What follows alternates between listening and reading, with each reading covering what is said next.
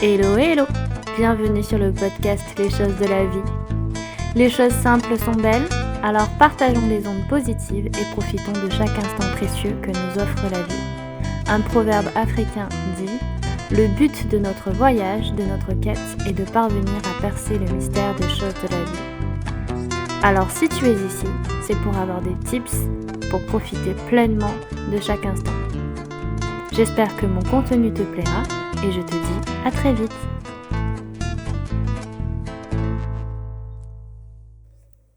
Aujourd'hui, je reviens sur le stage que j'avais fait dans le cadre de mon master en aménagement des territoires au sein de la motrice paysage et urbanisme dirigée par Hugo Receveur.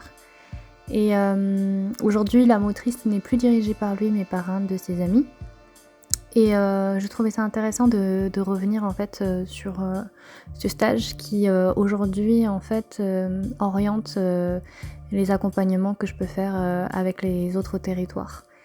Donc je vais revenir un petit peu sur le contenu de ce stage et puis à la fin je vous mettrai aussi l'entretien que j'avais fait avec lui pour nourrir le rapport de stage.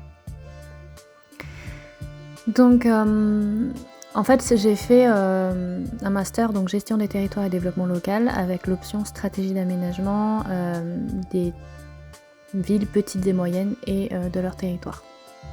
Il faut savoir que les territoires des villes petites et moyennes sont encore inégaux en termes d'attractivité, de potentialité et de mixité de population. Donc révéler leurs spécificités pour parvenir à valoriser leurs atouts est au cœur des métiers de l'aménagement. L'objectif à long terme, c'est de favoriser une urbanisation raisonnée, d'apporter une dynamique adaptée à chaque territoire, de saisir des opportunités de développement socio-économique par le biais de ressources naturelles ainsi que de l'innovation numérique et culturelle. Et même lorsqu'il est qualifié de marginal ou isolé, un territoire repose sur des qualités à mettre en avant, des faiblesses et des menaces à bien identifier pour prévenir les risques et pallier les manques. Les acteurs impliqués dans le processus sont alors des catalyseurs indispensables pour imaginer des futurs possibles. En effet, il faut rappeler que depuis l'acte 2 de la décentralisation, il y a eu une consolidation de la libre administration des communes. L'intercommunalité, c'est une nouvelle échelle de gouvernance qui entre en jeu. Un nouveau partage des compétences se fait alors entre différents échelons territoriaux. La loi NOTRe de 2015 précise ce cadre ainsi que les responsabilités inhérentes. Et de ce fait, dans chaque projet, de nombreux acteurs sont impliqués, leur rôle et leurs objectifs varient selon leur position dans le millefeuille territorial. Apprendre à travailler de manière conjointe avec ces acteurs permet de mener à bien les missions.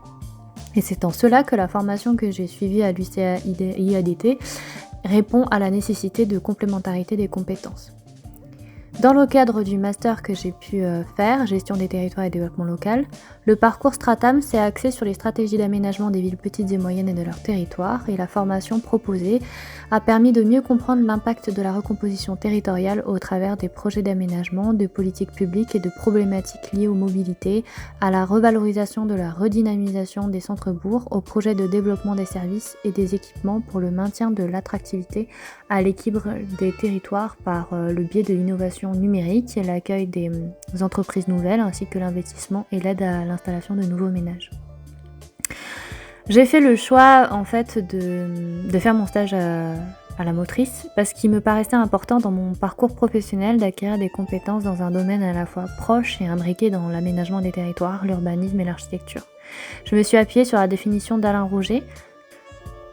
Tout paysage est un produit de l'art, dans le court traité du paysage de 1997. Et le concept d'artificialisation où le paysage correspond à l'étendue de nature que le regard peut embrasser. Ce qui nous entoure constitue alors la matière première immédiatement accessible pour concevoir et initier de nouveaux projets.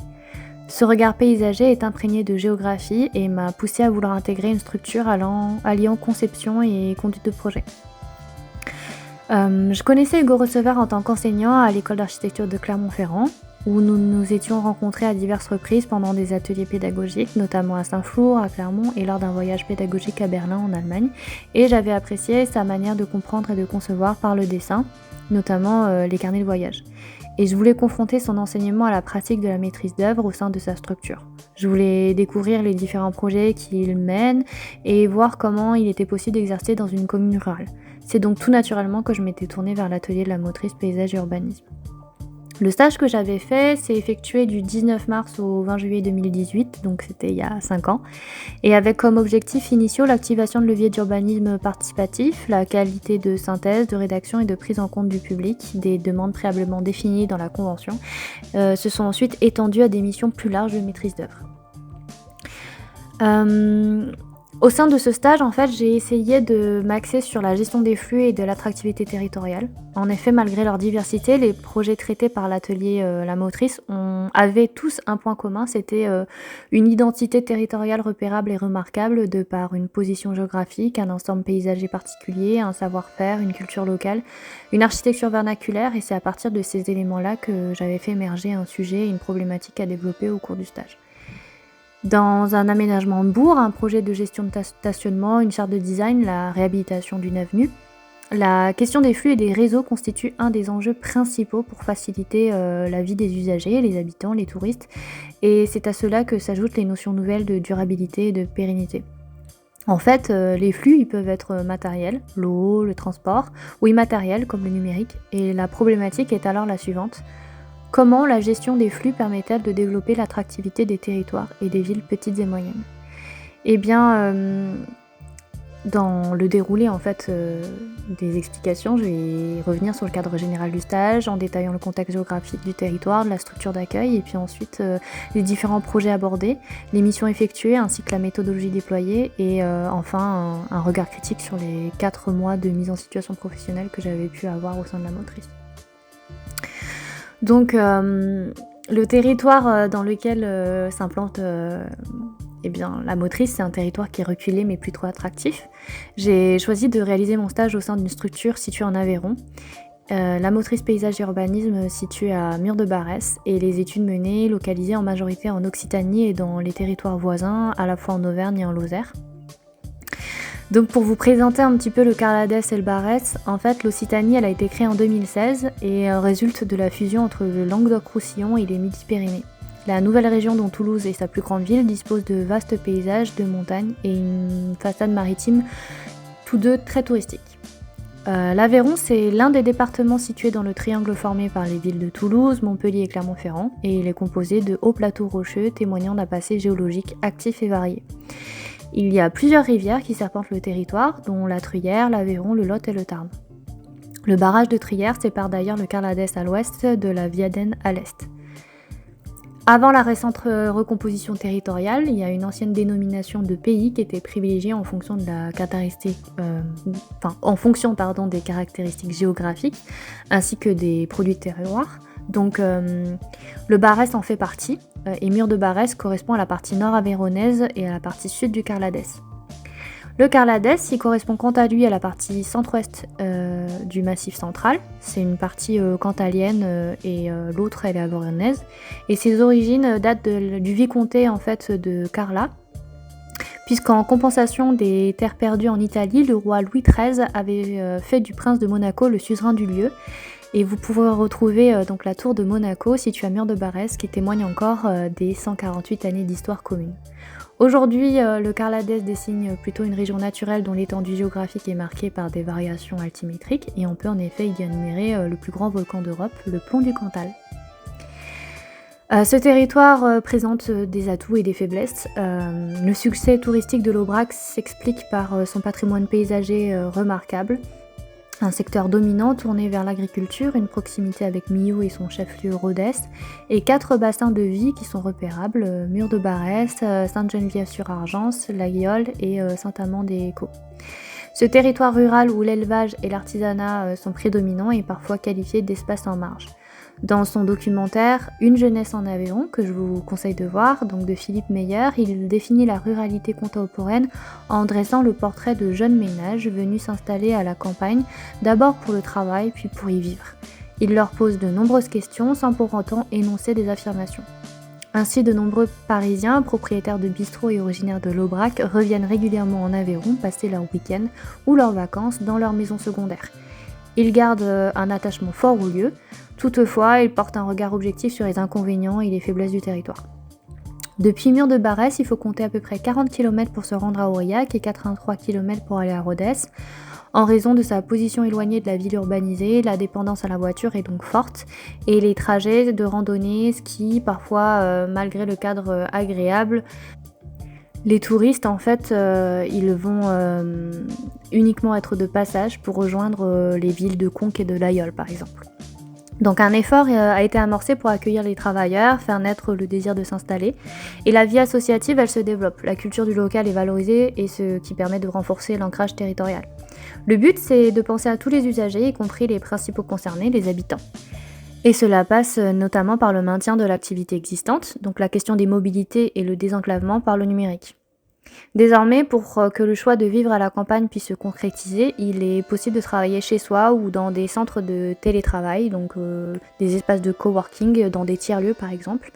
Et à Mur-de-Barrès, le réseau était plutôt excellent il y a quelques années, mais quand j'ai fait mon stage, il y avait une dégradation en fait qui était plutôt notable. À titre d'exemple, d'une minute à l'autre, il peut y avoir une perte de connexion et il devient impossible d'envoyer des mails ou de téléphoner dans des conditions optimales. Et donc il faut sortir dehors et subir le passage des tracteurs, par exemple des camions, des voitures, des motos en direction d'Aurillac et de Saint-Flour. Donc Hugo Rosever, il était à l'époque gérant de l'atelier quand j'ai fait mon stage. Donc je crois que c'est toujours resté une entreprise unipersonnelle à responsabilité limitée. Donc c'est équivalent à ce qu'on appelle une SARL. Et donc après 6 ans d'expérience professionnelle dans diverses agences en tant que salarié, il avait décidé de s'orienter vers la maîtrise d'œuvre libérale et de créer son atelier en 2009 à Billon avec un capital de 5 000 €. Puis au bout de 4 ans, comme l'activité clermontoise stagnait un peu et pour des raisons de confort de vie familiale, la structure en fait a été déplacée en Aveyron et ça a permis de se tourner vers le sud de l'Occitanie et de répondre à des projets plus diversifiés sans pour autant se spécialiser, notamment le plan de paysage, les PLUI, l'aménagement de bourgs, les espaces publics et le design. Donc la philosophie de l'atelier, donc toujours à l'époque, c'était de se distinguer par la diversité des projets et des types d'approches. Les thèmes récurrents, c'était le paysage, le design, l'urbanisme, l'architecture, l'environnement, l'hydrologie. Il s'agissait d'études d'aménagement de l'espace à toutes les échelles, et que ce soit en milieu urbain, dense, périurbain ou moyenne montagne, littoral ou encore des plaines agricoles. Donc la motrice, elle se veut comme une source de conception généreuse et variée où le leitmotiv, c'est de représenter pour décider. Le projet de paysage, c'est un acte réel et organisationnel. Il est visible en fait et il doit être soutenable. Donc répondre à un projet d'habitat, d'urbanisme, ce n'est pas seulement répondre à ceux qui sont concernés par l'aménagement, mais ça peut être aussi ceux qui s'investissent dans un territoire et donc d'encourager des modèles exemplaires et vertueux de développement des territoires.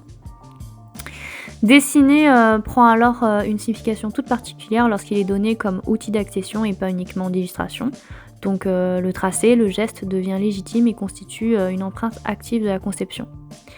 Il disait, je cite, « Quand je présente la structure, elle est généreuse, ample, j'essaie toujours de m'imprégner du territoire, du terroir dans lequel je travaille et puis de faire confiance au dessin, car pour moi le dessin fait partie intégrante de l'analyse, de l'observation, de l'outil d'échange avec les clients qui font appel à moi et puis dans la manière de représenter. » Donc concevoir au sein de la motrice, c'est avant tout l'engagement pluridisciplinaire et polyvalent.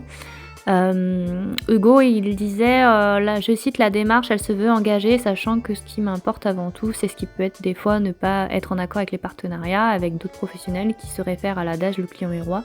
Le projet d'habiter, c'est quand un village, une ville décide d'avoir des équipements, des services de proximité, un cadre de vie, et c'est ça qui importe. » Donc son travail, il est à l'image d'un palimpseste, il revient sans cesse sur ce qu'il fait, questionne ses choix, et dans ce processus particulier de remise en question, le projet, il se sédimente au fur et à mesure. C'est une manière de revenir plusieurs fois sur les principes du projet, notamment du projet qui remonte probablement à son expérience d'agence avec Catherine Mosbach. À l'époque, il disait qu'elle avait un travail à la limite du champ artistique. Il avait côtoyé cette personne qui l'a marqué au niveau de la conception, de la manière de pousser très très loin le projet au niveau conceptuel et qui lui a montré les possibilités en fait jusqu'à quel point on peut pousser et reprendre un projet des centaines de fois jusqu'à se toucher ce qui a le plus de sens dans un projet. Donc finalement l'essence. Le bureau, en fait, c'était une dépendance de sa maison principale qui était située au croisement de la route départementale 900, de la route départementale 79 et de la route départementale 575 qui faisait face à la vallée de la Brome. Durant le stage, j'avais navigué entre le bureau et la bibliothèque, la cuisine qui servait occasionnellement de salle de réunion. Et la cuisine, en fait, elle permettait de déployer des usages éphémères dans une logique de mutabilité des espaces. Et au départ, elle me servait pour préparer les repas de midi. Et comme la vue sur le jardin est plutôt agréable, elle est petit à petit devenue mon espace de travail. En fait, Hugo Receveur, il s'est défini comme un solitaire dans son agence. Il a accueilli ponctuellement des stagiaires de tous les horizons et il s'est entouré de collaborateurs associés au projet. Donc je cite les projets que je préfère, ça dépend des fois. C'est des petites structures, des petites études où on est peut-être 2 collaborateurs et on sait où on va, on sait où chacun, ou comment on se répartit, le travail. Ensuite, ce sont les habitudes de travail qu'on a développées avec des gens avec qui on aime, avec qui on a la même vision, avec les mêmes convictions sur les solutions apportées. Et puis, ce sont des études, en équipe pluridisciplinaire. À partir du moment où la méthode est bien posée et partagée, et c'est arrivé de travailler en décalage de méthode jusqu'au moment où ça éclate. Et là, ça ne fonctionne plus, on ne peut plus improviser tout le temps, et la méthode de travail en équipe pluridisciplinaire, elle doit être décidée en amont au moment de la candidature, et puis ça ne court pas les rues les équipes pluridisciplinaires qui décident de travailler ensemble sur la réinvention des façons de faire. Fin de citation.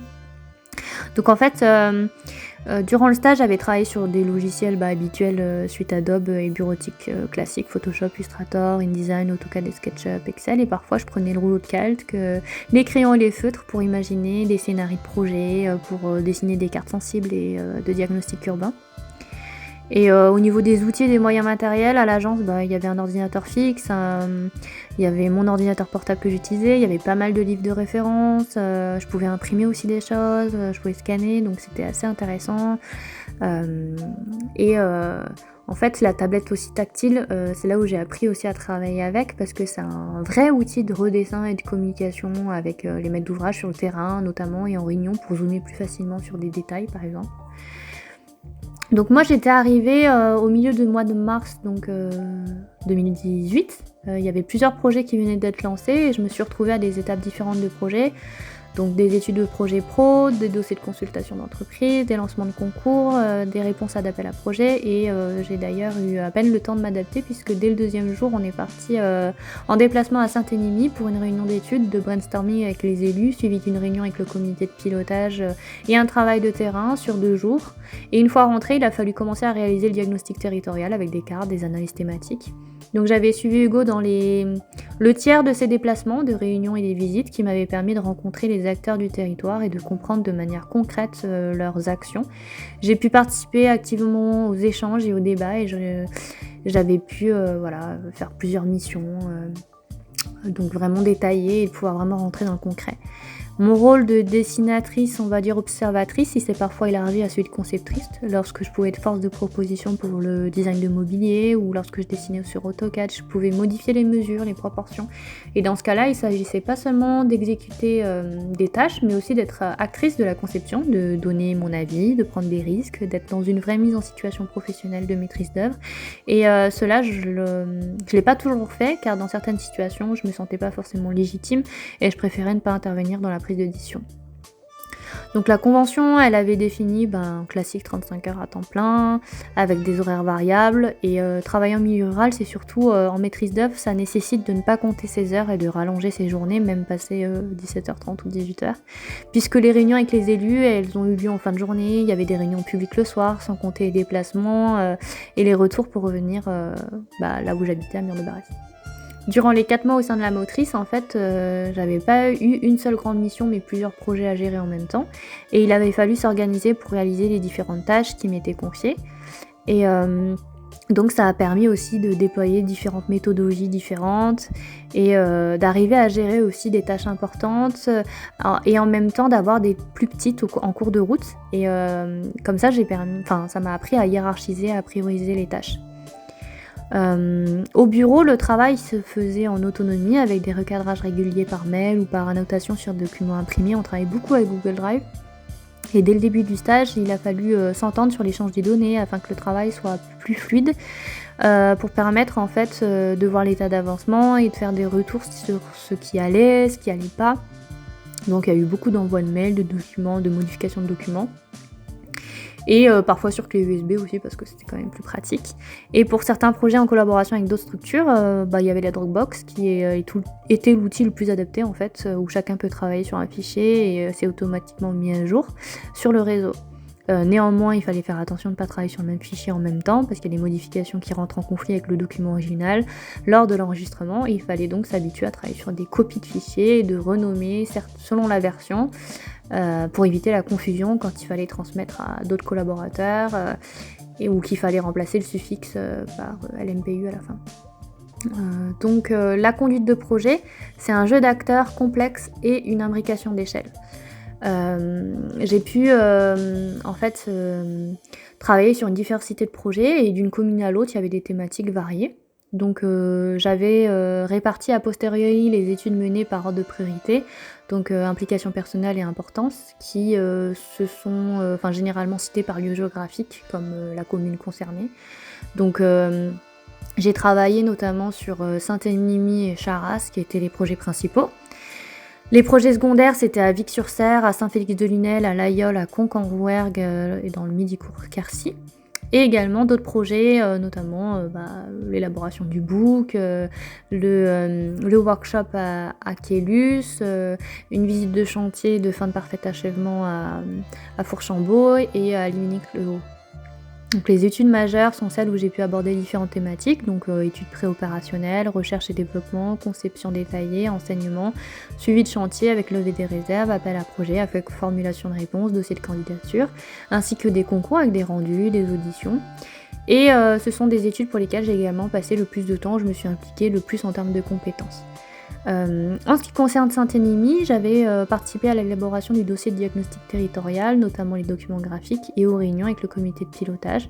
Et c'est une étude qui s'étale sur un temps long et j'ai pu assister à son lancement et je suis partie avant la phase d'avant-projet sommaire et c'est avant le choix de scénario à développer. Et pour l'avenue Charras, j'avais aidé à la formalisation des documents de concours, notamment les documents graphiques, conception du mobilier, recherche documentaire, relevé de terrain et de texte. Et les projets secondaires qui correspondent plutôt aux études où j'avais plutôt des tâches de dessin, de détail, de formulation en idée, en DAO et en CAO. Il n'y avait pas de conception à proprement parler, il s'agissait plutôt de compétences purement techniques et j'ai consacré beaucoup de temps à ces études, donc dessiner, redessiner les détails, les améliorer. Et les autres projets, c'était plutôt des missions que je considérais moins importantes, comme les visites, ou qui étaient utiles pour la compréhension du métier, mais j'étais seulement observatrice et je pouvais observer le résultat des processus mis en œuvre. Donc au niveau des projets principaux, c'était vraiment une vision à long terme. Donc la première étude à laquelle j'ai été amenée à travailler durant mon stage, c'était la mission effectuée en collaboration avec le bureau d'études J'études et la communauté de communes Gorges-Tarn-Cos, la direction régionale de l'environnement, de l'aménagement et du logement, donc l'ADREAL, et l'unité départementale de l'architecture du patrimoine qu'on appelle UDAP et le syndicat mixte du grand site. Donc c'était à Saint-Émilion, donc c'était surtout une mission de maîtrise d'œuvre, de gestion du stationnement et du risque hydrologique. Faut savoir que le territoire il est marqué par une déprise des espaces agricoles entraînant la dégradation des terrasses et la tendance à la fermeture des paysages sur les causses et en vallée. Le village était entouré, donc il est toujours d'ailleurs entouré par 3 vastes espaces plats et stépiques remarquables comme le Causse de Sauveterre, le Causse Méjean et le Causse Noir. Saint-Émilion fait partie des 158 plus beaux villages de France. Le label est décerné par une association de villages de moins de 2000 habitants qui possède un patrimoine naturel et bâti riche, dont au moins 2 sites inscrits aux monuments historiques. Donc le site il est classé et inscrit en partie par quelques monuments historiques religieux et des portions de bâtiments remarquables. Le village il a bénéficié d'une opération Grand Site en 2004 et au total 20 communes sont concernées. Les 3 objectifs de l'opération c'était de restaurer et de protéger activement la qualité paysagère, naturelle et culturelle du site, d'améliorer la qualité de la visite dans le respect du site et de favoriser le développement socio-économique et local. Donc l'objectif du réaménagement décrit dans le cahier des charges, c'était d'envisager l'avenir du Front de Tarn, confronté à une fréquentation accrue en saison estivale, en avril et en octobre, et une nécessité de répondre à une demande de stationnement disproportionnée par rapport à l'espace disponible, un site de plus en plus fragile en raison d'une forte concentration touristique, avec un impact sur les parkings, l'accès au camping et l'accès à la rivière. Donc j'avais réalisé 2 documents qui ont été réalisés en début de mission afin de déterminer les champs d'intervention et d'action de chaque acteur impliqué dans l'étude. C'est ce qu'on appelle une cartographie d'acteurs, afin de mieux cerner les jeux d'acteurs. Et ça a permis de résumer les enjeux et objectifs définis par chacun des acteurs ressources et de les classer par ordre de priorité de pertinence selon l'acteur. Dans cette étude-là, il y avait beaucoup de personnes impliquées, beaucoup d'intervenants, et chacun avait des attentes à satisfaire, et toutes n'étaient pas possibles ni réalisables. Donc l'intérêt, c'était de cerner les enjeux majeurs, les objectifs principaux à atteindre, sans perdre de vue les besoins essentiels et les demandes superflues. Donc en fait, c'est une représentation à différentes échelles d'impact du projet où il y a une interaction avec les autres territoires, et les 2 buts, c'était de réussir à prendre en compte à la fois le projet dans sa globalité et dans ses spécificités. Le programme de requalification, il s'est divisé en 2 périmètres, donc A et B. Le premier périmètre, il concernait la partie de village entre la route de Mende et la rue du Frontarn, et le second qui était inclus dans le périmètre précédent, mais qu'il s'agissait du parking de la Gravière, utilisé comme parking municipal de la commune en période plutôt hivernale, parce qu'en période estivale, il y a aussi les touristes qui se baignent dans le Tarn, et donc du coup il fallait faire des aménagements pour protéger et sécuriser les piétons. Donc l'autre enjeu majeur du projet, c'était la gestion de l'eau. Plus particulièrement la prise en compte de l'inondabilité du site, c'est-à-dire les risques de crues et d'embâcles, puisque le parking de la Gravière s'étage sur 3 niveaux qui sont à traiter de manière différente, puisque les risques ne sont pas les mêmes pour chacune des parties. Et le stationnement, c'est une des priorités de la commune, notamment de gérer les flux, qui était devenu indispensable pour améliorer la qualité d'accueil des touristes. Donc j'avais réalisé une cartographie de synthèse de l'ensemble des variants et des invariants de l'espace projet.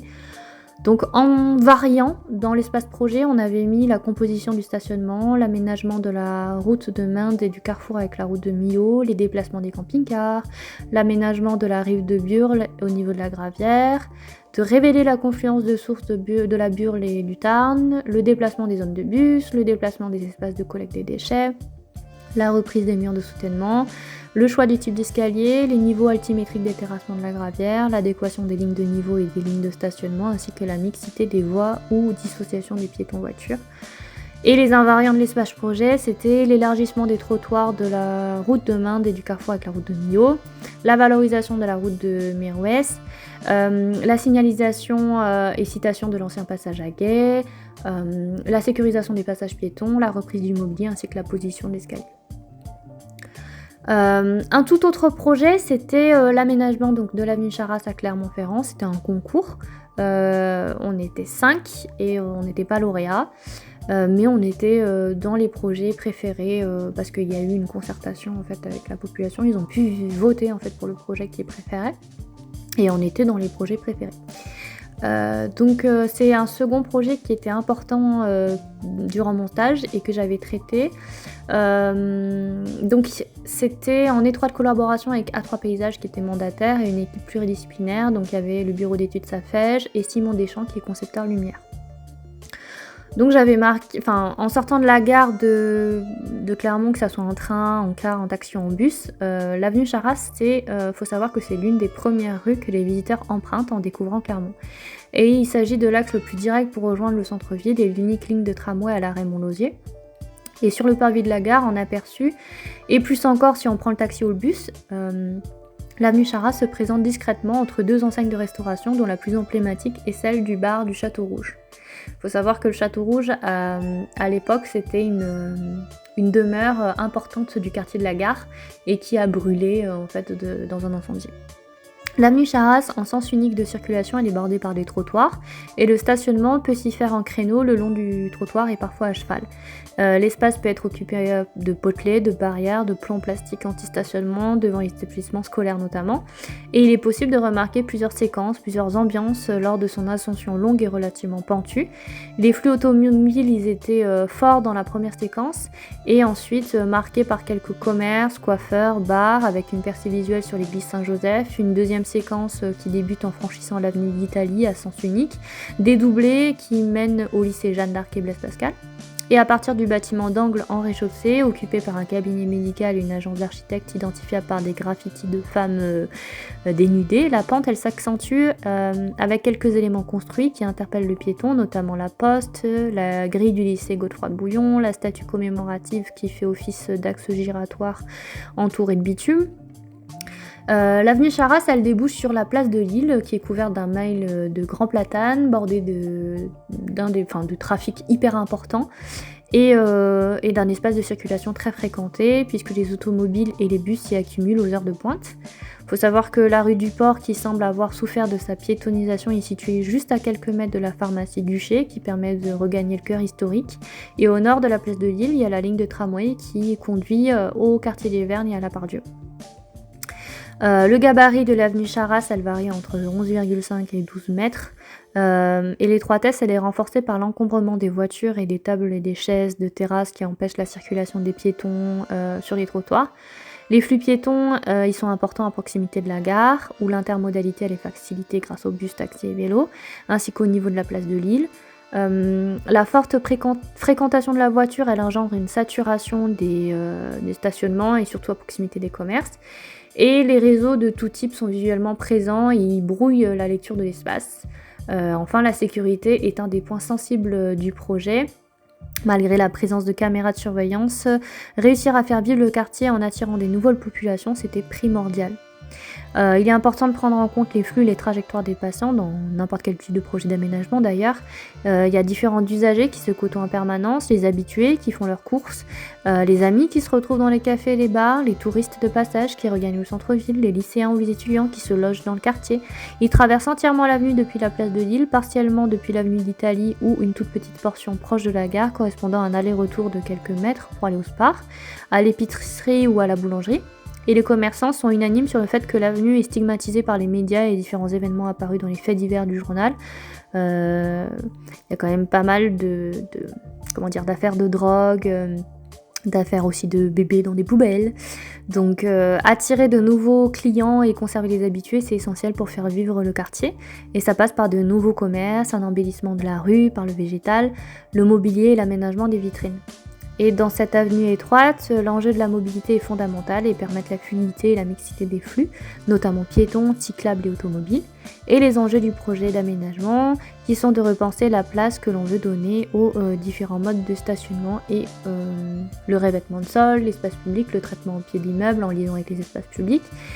Et il s'agissait de définir le mobilier urbain, l'éclairage du site, la mise en place des plans de réseau et d'installations techniques nécessaires. Et le rôle de la motrice, c'était d'accompagner le mandataire dans l'élaboration d'un diagnostic urbain, avec notamment des documents graphiques de concours, la recherche de références, la microconception, la modélisation de l'espace public, notamment les patterns et le mobilier. Il y a eu d'autres projets secondaires que j'ai pu faire, donc différentes phases se sont succédées. J'ai eu l'occasion de travailler sur la médiation publique pour la requalification de la route nationale 122 à Vic-sur-Serre, donc c'est la communauté de communes de Serre et Goul en Carladès. Le projet y reposait sur une médiation publique, la concertation et la conception en collaboration avec A3 Paysages mandataires et la motrice qui était contretenante, et CEGIC, deuxième contretenant. Donc Vic-sur-Serre, c'est une ancienne cité thermale et la capitale politique de Carladès lorsqu'elle fut sous l'autorité des princes de Monaco. Il s'agissait d'une cité pionnière dans le tourisme, elle a d'ailleurs gardé de nombreuses traces de son passé. Depuis peu, Vic-sur-Serre, elle est devenue un territoire à énergie positive avec l'installation de bornes de recharge dans les aires de covoiturage, la construction d'une chaufferie bois commune dans le local d'activité de Comblat et qui souhaite dans la foulée favoriser le développement socio-économique et culturel, notamment par le biais d'un projet innovant de granges culturelles et de granges numériques en réhabilitant un ancien corps de ferme. Donc la rue Coffinhal était autrefois la rue principale de Vic-sur-Serre et la plupart des maisons étaient habitées par des hommes de loi, des magistrats et des notaires. Et aujourd'hui, la route nationale 122, parallèle à la rue Coffinhal, c'est la voie la plus fréquentée par les automobilistes. Donc la commune, elle souhaitait la mettre à sens unique, notamment donc Aurillac-Massiac, et de proposer un itinéraire bis pour créer une boucle de circulation. Ça permettait de décharger les flux sur l'avenue Max Maby-Fournier, donc la départementale 54, et dans le même temps de réduire la vitesse automobile qui était non négligeable pour le bien-être des piétons et des riverains. Ce projet y reposait sur une analyse fine des déplacements et des flux, d'une part par des relevés comptages réalisés par une agence spécialisée et d'autre part par une médiation publique avec des ateliers participatifs avec les habitants, les usagers. Et l'idée, c'était aussi de proposer un plan de mobilité active alternative à la voiture. J'ai eu l'occasion de travailler aussi à Saint-Félix-de-Lunel et Lunel avec une opération cœur de village et la route départementale en traverse. Ce projet d'aménagement, il était en lien avec les élus de la communauté de communes Conques-Marcillac, le bureau d'études Gétudes et les entreprises locales, notamment pour le serrurier métallier, l'horticulteur Je suis au jardin. Et il a été lancé donc quelques années auparavant. L'avancement, il s'était fait au rythme des subventions, notamment cœur de village, et en fonction des budgets disponibles et en fonction de l'assistance à projet mené par le CAUE 12 et la communauté de communes qui était devenue maître d'ouvrage officiel en phase APD Pro. Et le projet, il avait pour vocation de gérer les flux et de ralentir les automobiles à l'approche des carrefours principaux et des virages dangereux, notamment à cause du manque de visibilité de la commune. Et celle-ci désirait aussi embellir la place des marronniers avec des plantations d'arbres, du mobilier adapté, des créations de stationnement et des espaces de collecte de déchets. Et pour respecter ce budget, les travaux ils ont été réalisés par tranches et phases successives, comme la plupart des projets d'aménagement d'ailleurs. J'ai pu également travailler à l'Aïol pour l'aménagement de Bourg. C'était une étude opération cœur de village, donc avec une étude participative, avec l'atelier à terme qui s'inscrivait à la suite de plusieurs projets déjà réalisés par l'atelier pour la commune, notamment une étude de programmation du pôle multiservice mise en valeur du taureau de la place du Foirail, le PLU intercommunal, et il était aussi en collaboration avec Coco Architecture qui était mandataire, le bureau d'études également Gétudes.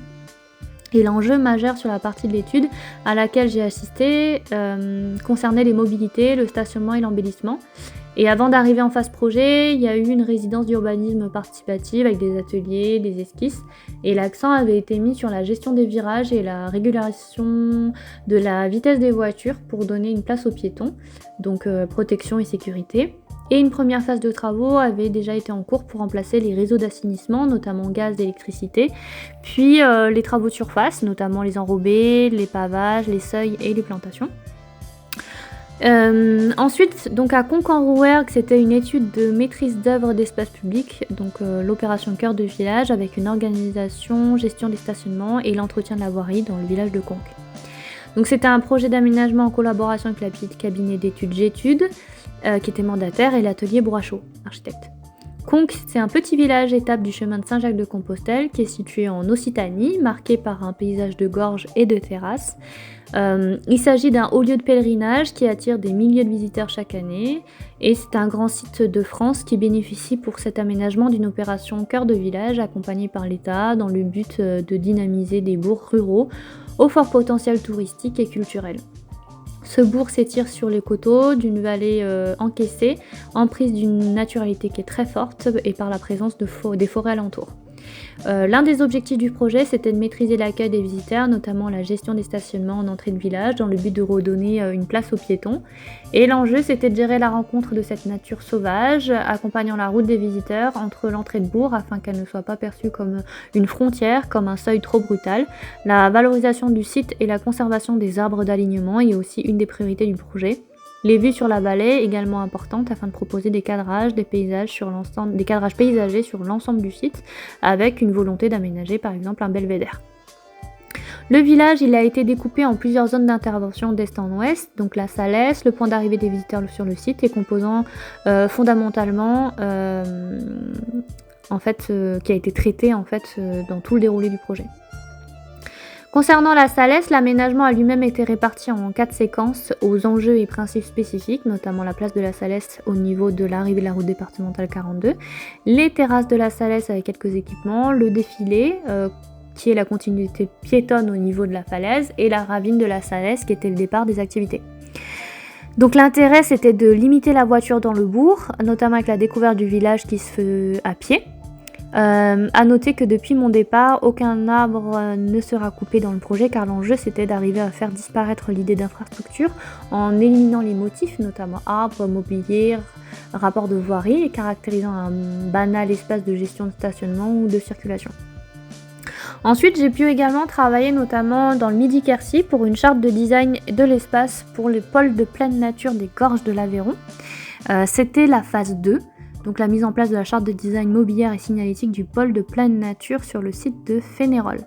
Le projet il a été commandité par le PETR de Pays Midi-Quercy en collaboration avec le Fab Lab Origami de Kélus, qui fait suite à un premier travail réalisé depuis 2 ans, donc à l'époque de 2018, donc ça veut dire 2016, la création d'une charte de design pour les 17 pôles de pleine nature des gorges de l'Aveyron. Le but c'était de créer une cohérence avec la ligne de mobilier en fonction de l'échelle des pôles, un site balise, un site phare, et d'ici 2020, donc il y avait, donc c'était à l'époque, la priorité d'équiper les sites de Fénérolles et de Kélus avec des essais réalisés avec le lac de Parisot et sur le site de Marsac. Aujourd'hui, normalement, je pense que tout a été fait. Je cite Hugo qui dit « Partant de la volonté de tisser un fil conducteur entre toutes les communes du pôle nature des gorges de l'Aveyron autour de la thématique des activités de pleine nature et conscient des richesses naturelles, patrimoniales et historiques, les élus du Pays Midi-Quercy à l'origine de la candidature du pôle de pleine nature ont souhaité réfléchir à une façon d'homogénéiser les aménagements, équipements et la signalétique dédiée aux activités de pleine nature sur le territoire. L'élaboration d'une charte pour le mobilier, la signalétique et le graphisme du pôle a semblé être une réponse adaptée. » Fin de citation.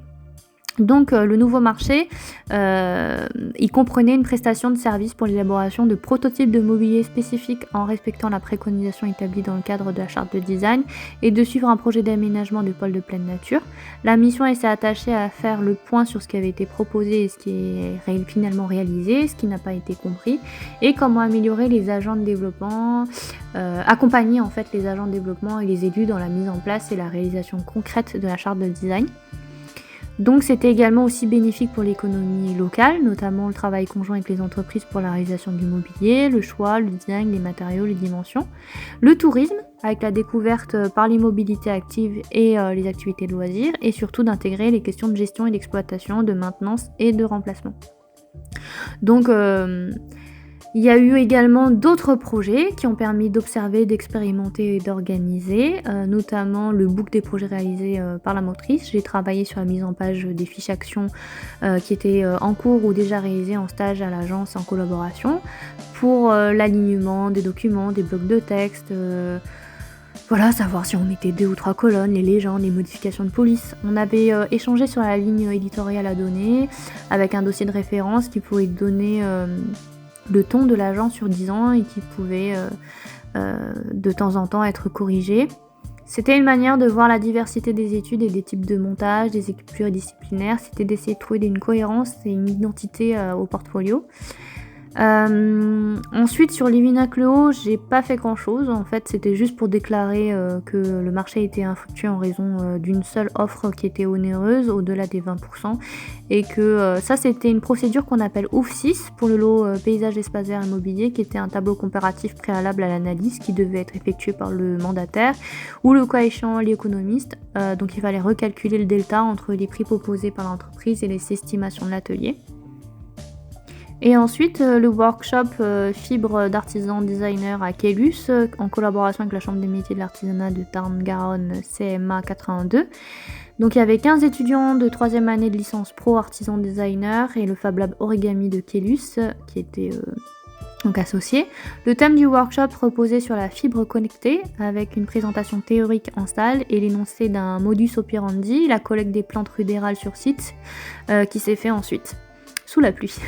Pendant plusieurs jours, il y a chaque étudiant qui a pu manipuler, reproduire et mener des expérimentations sur les plantes collectées, herborisées et les modes d'installation avant une restitution publique sous forme de vidéo mapping. Ensuite à Fourchambault, je m'étais rendue pour en fait la visite de parfait achèvement, donc c'est au bout d'1 an. C'était un projet qui était déjà livré, mené en collaboration avec l'architecte Guillaume Ramillien pour les phases esquisse, avant-projet sommaire et pro, puisque le suivi des travaux leur n'avait pas été confié. Je cite Hugo à propos de ce projet qui était défini, donc c'était une structure forte et lisible d'espace public qui intègre le quartier à l'élaboration d'une continuité douce entre la Loire et le bois de la Garenne. En lisière de cette continuité, l'offre architecturale du quartier est renouvelée, enrichie d'une échelle domestique grâce à des formes architecturales singulières et variées, synonyme de nouveaux modes d'habiter. Et pour 2 partitions, un maillage de mobilier territorial et une arborescence fine des eaux pluviales. Donc c'était une réunion sur site avec Nièvre Habitat et l'entreprise Tarvel qui avait pour objectif la levée des réserves 1 an après la réception des travaux, soit 2 ans après le lancement. Et ensuite, sur le retour de Kélu, je crois, on s'était arrêté à Concanrouergue pour voir l'état d'avancement et de la requalification de la route départementale 901. Il s'agissait d'un produit de requalification piétonne et pèlerine de la RD 901 avec un suivi de chantier confié à l'entreprise Colas. Il s'agissait d'une visite fortuite pour voir l'avancée des travaux. Je cite Hugo, nous nous sommes rendus sur le chantier d'aménagement de sécurisation de la Via Podensis, chemin de Saint-Jacques-de-Compostelle, pour constater la fin de pose des rives, caniveau au trottoir en pierre naturelle de schiste et de gneiss. Donc, si je fais tout ce podcast, c'est aussi pour parler de la méthodologie qui était adaptée à chaque mission et qui peut peut-être aider des personnes qui sont en aménagement des territoires. Donc les étapes de l'énoncé à la réalisation.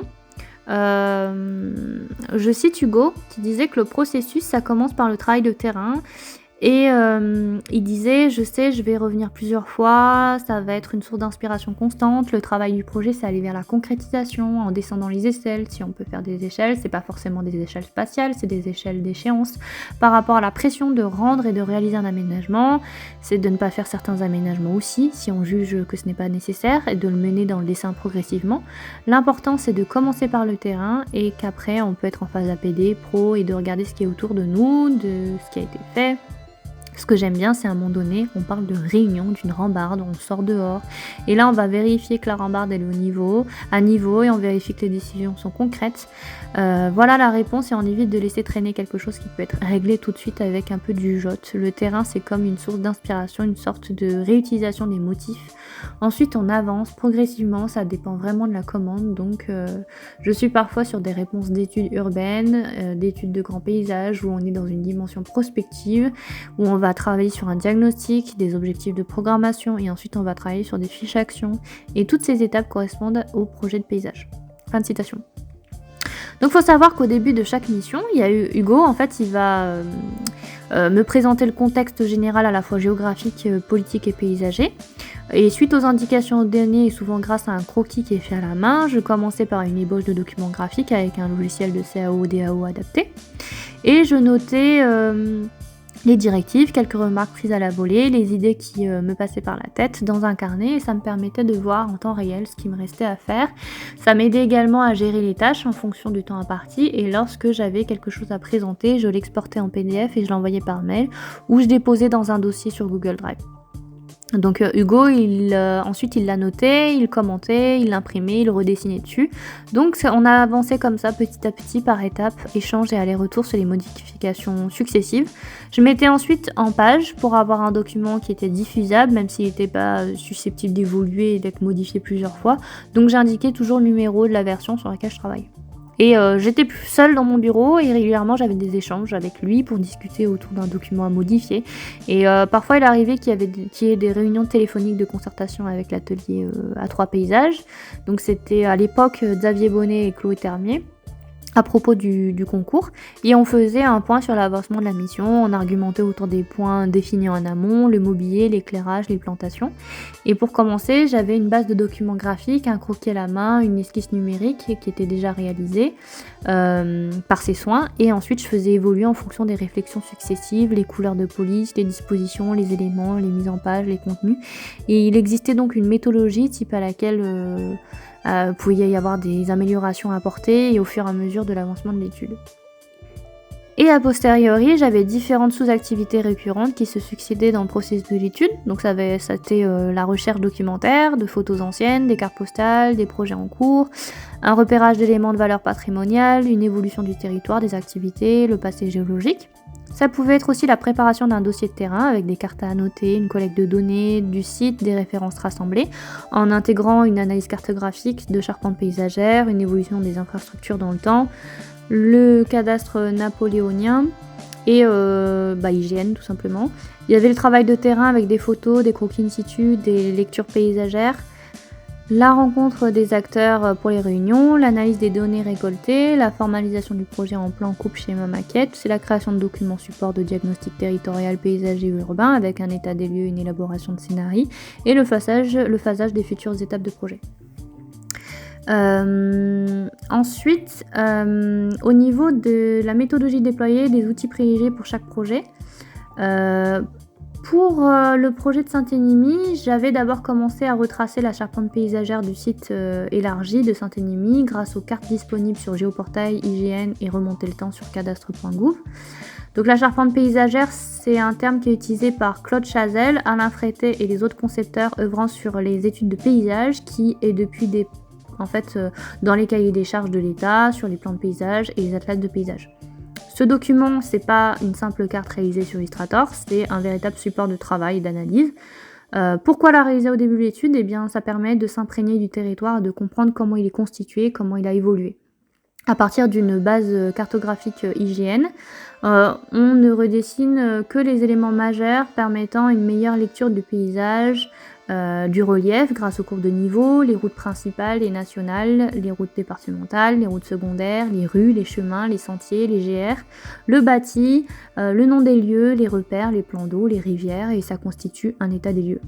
Et une deuxième lecture, ça va être ensuite de faire en représentant le domaine de l'eau, c'est-à-dire la partie souterraine de l'eau visible en surface, avec l'eau qui façonne le territoire. On peut repérer ces passages grâce aux courbes de niveau. Et là où il y a une inflexion, l'eau a été présente à un moment donné. Ensuite, on s'était rendu dès le deuxième jour de stage sur le site pour des relevés photographiques, des croquis, pour vérifier les réseaux d'eau pluviale, les réseaux d'eau usée avec le bureau d'études Gétudes. Donc ça a été l'occasion de faire pas mal de croquis de ruelles sur les éléments marquants de notre passage, les toitures. Donc le dessin à la main, ça permet de mettre en valeur les éléments du territoire et du paysage. Je cite Hugo, sur le dessin à la main, les carnets de voyage ont souvent une démarche personnelle, mais je continue à alimenter les outils. J'essaie de tester ces modes d'écriture du réel quand je fais des voyages, en utilisant des outils différents pour exprimer une idée, rappeler une anecdote et construire une sorte d'histoire anecdotique sur laquelle je peux échanger pour interroger le réel.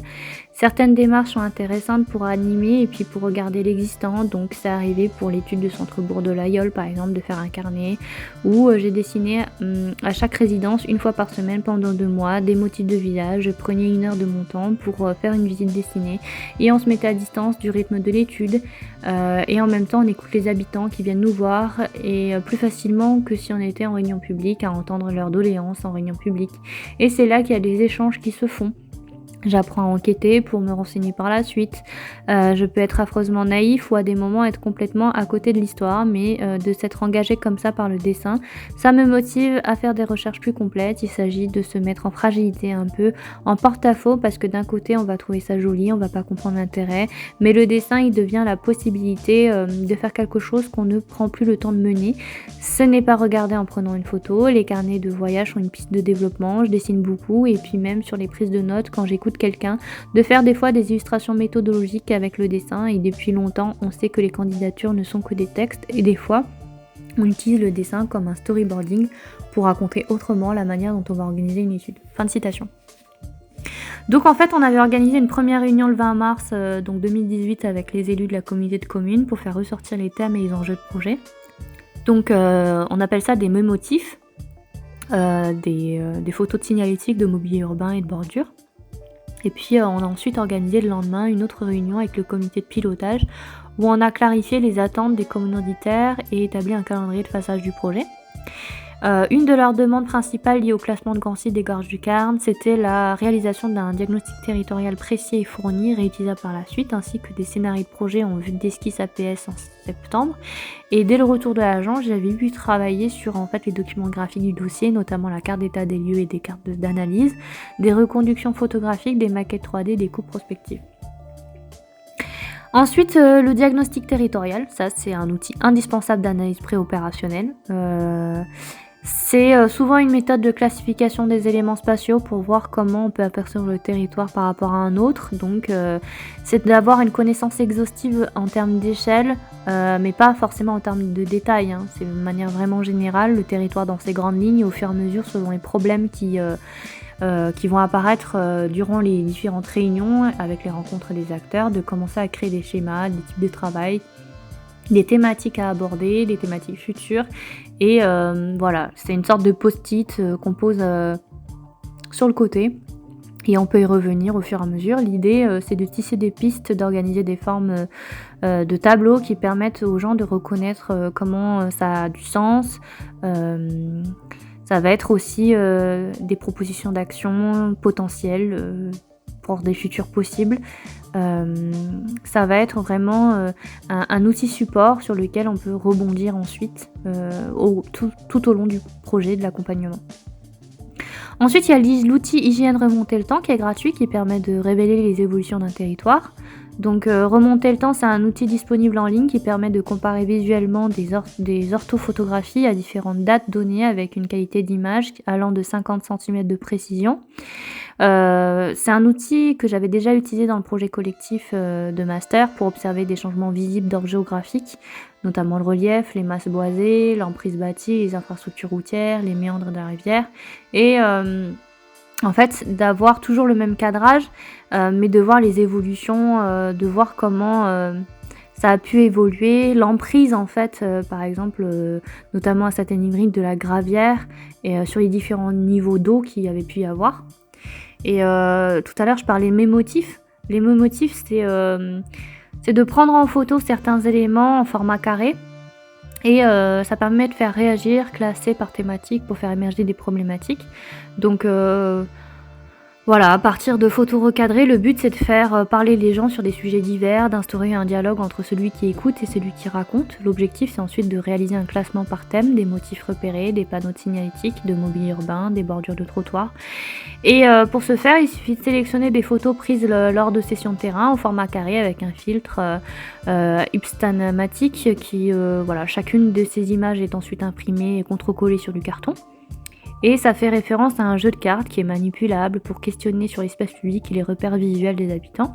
On l'accompagne par exemple d'une carte en plan, une vue aérienne, et chaque participant de l'atelier en fait va pouvoir resituer la photo dans son contexte pour voir aussi s'il est capable de le repérer. Je cite Hugo, les mémotifs, alors ça c'est un travail que j'ai fait depuis longtemps à partir de photos qu'on recadre, c'est aussi dans la même démarche du dessin de recadrer une photo qu'on a prise soit en verticale soit en horizontale, c'est de faire un choix à un moment, et souvent ça fait référence au memory qui est un jeu de mémoire où les gens s'attachent à des motifs ou à des lieux qui le connaissent, et là du coup ça permet de réunir les gens autour d'une table et de ne pas mettre à distance. Ils manipulent les cartes, les images, ils commencent à parler de certains sujets et ça fait entrer dans le projet autrement que par un dialogue de celui qui parle et de celui qui écoute. Et puis après, c'est aussi un classement thématique, comme nous l'avons vu récemment à Saint-Émeric, c'était sommaire parce que c'était pas forcément le sujet. L'aménagement d'un centre-bourg, c'est une chose, mais pour des réunions participatives dans le cadre d'un PLU ou d'un plan de paysage, nous allons beaucoup plus loin, on demande des sélections, on les repositionne, on rediscute autour et surtout, on fait des comptes rendus plus illustrés où on réannote les images qui pourraient avoir plusieurs sens. Fin de citation. Donc pour le mémotif de Saint-Émeric, il a d'abord fallu sélectionner les photos marquantes prises sur place, les retoucher, notamment en termes de contraste et de luminosité pour mettre en valeur les éléments importants, les problèmes d'usage, de lisibilité de l'espace, les recadrer en format carré et en positionnant le cadrage là où c'était le plus intéressant, sur un panneau, une bordure abîmée, une poubelle qui déborde, un boulon qui dépasse.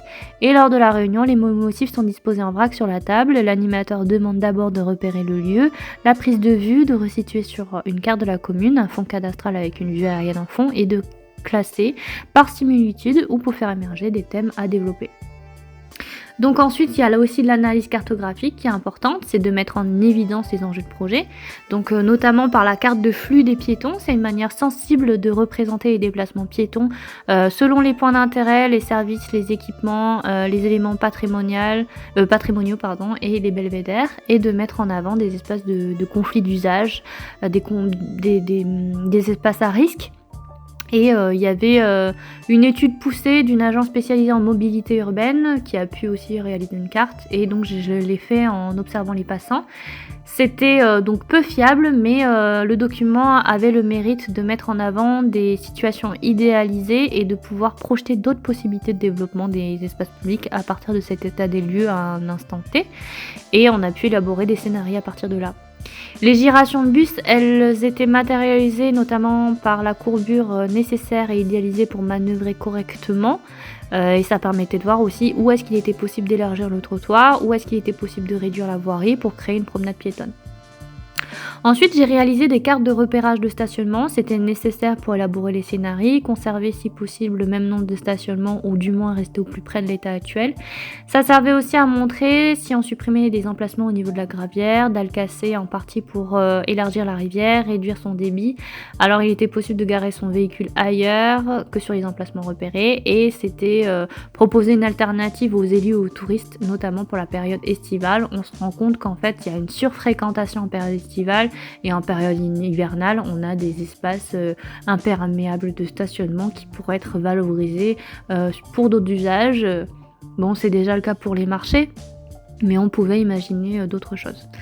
Et pour représenter les déplacements piétons en 3 temps, il y avait des isochronies en fait qu'on a réalisées avec un modèle type à partir duquel je m'étais appuyée, donc c'était pour l'AIOL. Et dans chaque étude, il faut d'abord récupérer un fond aérien, mettre en évidence le relief grâce à des courbes de niveau, tracer les routes principales et secondaires, définir le périmètre isochrone souhaité, afin de compléter avec des photos correspondant aux lieux situés dans le périmètre à X minutes. Donc en général, on fait 5, 10, 15 minutes. L'intérêt du document, c'est de projeter en tant qu'usager, jeunes ménages, familles avec des enfants, les personnes âgées, et de voir jusqu'où est-ce qu'il est possible d'aller dans un temps donné. À savoir que ça prend pas forcément en compte notamment la topographie, mais c'est plutôt intéressant de voir qu'on peut faire beaucoup de choses à pied. Ensuite, il y a le temps de l'élaboration des scénarios en projetant des futurs possibles, notamment des scénarios aux différentes temporalités du site. Donc l'occupation du site n'est pas la même en hiver et en été avec sa saison touristique ou en printemps lorsque les flux touristiques sont encore raisonnables ou en équilibre avec la vie quotidienne du village, notamment les habitants, les travailleurs, la vie des scolaires et les 3 temps qui sont donc de septembre à Pâques, de Pâques à juin et de juin à septembre. Cette temporalité, elle s'explique du fait que nous sommes dans un site qui est très familial et que le projet doit se considérer et composer avec les usages qui en découlent. Donc pour requalifier et optimiser les usages et les flux de circulation tout en intégrant les enjeux d'accessibilité, en prenant en compte les personnes à mobilité réduite en fauteuil ou avec des poussettes, il a été essentiel d'étudier le partage de la voirie, l'espace de la route, l'espace du piéton et du stationnement. Chaque coupe de principe reprend les éléments de scénario, stationnement, parti pris, promenade plantée, espace escalier en T, escalier central ou désaxé, aménagement des berges. Et l'aspect critiquable du document, c'était que chaque scénario proposé n'était pas reconnaissable d'emblée. J'aurais pu accentuer les largeurs de trottoir pour rendre plus compte du partage de la voirie. Et donc je cite Hugo, la gravière était autrefois non bétonnée, la rue du Front de Tarn en soutènement était un espace occupé par des jardins privatifs, la déprise agricole se lit sur la succession des cartes postales, l'environnement des terrasses plus distinct, exposer ses vignes et ses vergers, le pays calcaire se lit par son absence apparente d'eau, les points d'eau ne sont pas sur les plateaux et pour cette raison les villages occupent la vallée avec ses débordements. Fin de citation. Donc concernant les risques hydrologiques, il y avait une partie de la dalle de la gravière qui pouvait être découpée pour que la rivière soit moins contrainte au niveau de son rétrécissement et il était possible de détourner les contraintes en favorisant l'érosion à certains endroits et d'ainsi préserver quelques parties souhaitées. Pour élaborer les scénarios, on s'est appuyé sur des principes variants et invariants de l'état des lieux dont je vous ai parlé tout à l'heure. On avait proposé qu'on dessine en fait chacun plusieurs scénarios et puis de les mettre en commun pour les formaliser en DAO. Et suite à une deuxième réunion avec le comité de pilotage, problème de lisibilité des documents à cause des légendes, des couleurs et du manque de légendes, il y avait une charte graphique qui était mise en place avec des couleurs, des motifs pour que le document soit compréhensible par n'importe qui. Donc on en a proposé 3. Et lors de la dernière semaine de stage, pour compléter les 3 scénarios qu'on avait pu proposer, j'ai monté une maquette 3D sur SketchUp pour mieux visualiser les évolutions du niveau du Tarn. Et cette modélisation a permis d'envisager les risques d'embâcle et de dessiner au mieux l'emprise des stationnements ainsi que le mobilier éphémère d'été, les grosses poutres en bois massif de 10 par 30, assemblées les unes aux autres comme à Paris-Plage ou à Fourchambault. J'avais également fait un repérage photographique des lieux, donc pour le concours de l'avenue Charras, des coupes schématiques et de toute l'avenue, ainsi qu'une collecte de motifs existants que j'avais fait à la main et en prise de photos numériques. J'avais aussi constitué un petit dossier de terrain pour préparer une première réunion avec l'équipe pluridisciplinaire qui a servi de support pour la visite en commun par la suite aux premières recherches d'A3 Paysages. Les anciennes cartes postales, on a aussi poursuivi les échanges avec des cartes et des coupes de principe avec des esquisses diverses, notamment pour voir l'occupation de l'espace public, notamment soit des piétons, soit des véhicules motorisés et des cyclistes. J'avais également réalisé un benchmarking avec des profils de rues similaires d'autres villes, et pour les choix des rues, on s'était dans un premier temps appuyé sur nos connaissances et des visites passées, puis en apportant les villes au moyen de Google Maps. C'était pas forcément des rues identiques en termes de gabarit, l'intérêt c'était plutôt de questionner des usages et de transposer les principes, donc les matériaux, les bordures, les usages, les mobiliers, même si l'idée pouvait être un petit peu choc. Après, j'avais réalisé aussi une carte sensible qui avait d'abord été dessinée de mémoire puisqu'elle a évolué au fur et à mesure de la réflexion sur calque, avec l'indication des rues, des usagers potentiels, des motifs emblématiques, des éléments marquants du tissu urbain, des pivots.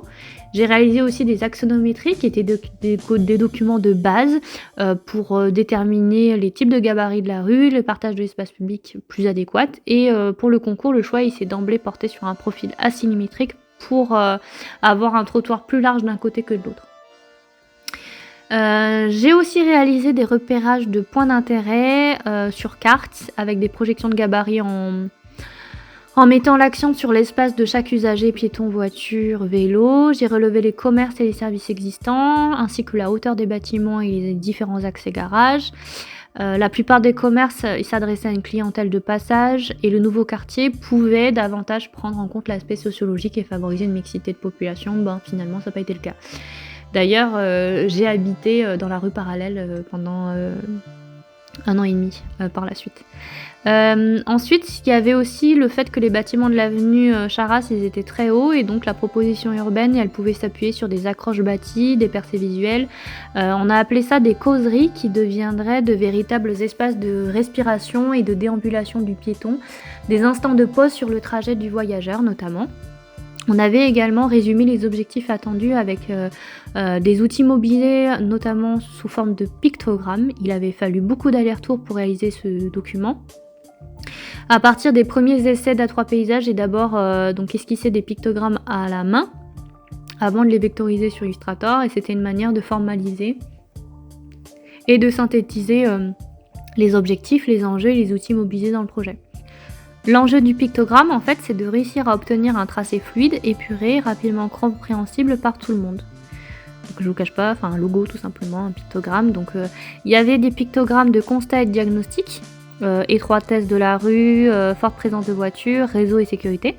Ensuite des pictogrammes objectifs, cohérence, développement économique, multifonctionnalité, embellissement et modes actifs. Ensuite il y avait des pictogrammes outils, carroyage de la gare, le rouge 20 3005, le pariou en percée visuelle, les têtes de candélabres de la gare et le code de la route notamment avec une zone 30, et ensuite des pictogrammes de proposition avec le barbardage, notamment par le mobilier, les lumières, tout ce qui est les murmures, les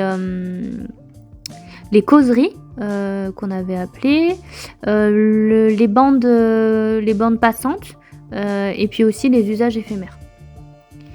Ensuite, on avait redéfini la place du piéton et de la voiture et du vélo pour raccrocher à la question des mobilités. Donc on avait conçu du mobilier qu'on a appelé causerie, des mâts de treilles et des accroches vélo ainsi que des fontaines. Ça avait évolué au fil des propositions et des tests de dimension de proportion, et il y avait souvent des divergences concernant le choix des matériaux, la courbure ou l'angle des assises. Mais finalement, la modélisation 3D elle a été indispensable pour décider quelle proposition convenait le mieux. Faut savoir que le projet, il a reposé, sur l'idée de créer différentes séquences depuis l'avenue de l'Union soviétique qui s'inscrivaient dans le parcours suivant, la gare, les causeries de l'avenue Charras, la place Salford, la place de Lille, la rue du Port pardon et la place de la Victoire. Et donc la proposition, elle a consisté en une rue à niveau, unifiant l'espace public grâce à une même matérialité au sol, une bande passante qui permet de créer un linéaire en fait de massifs plantés, de mâts, de trails et de mobilier, et également les piétons, cyclistes et voitures qui se partagent la rue. Ensuite, la cohérence des matériaux utilisés, des teintes et des essences végétales a permis de créer une harmonie.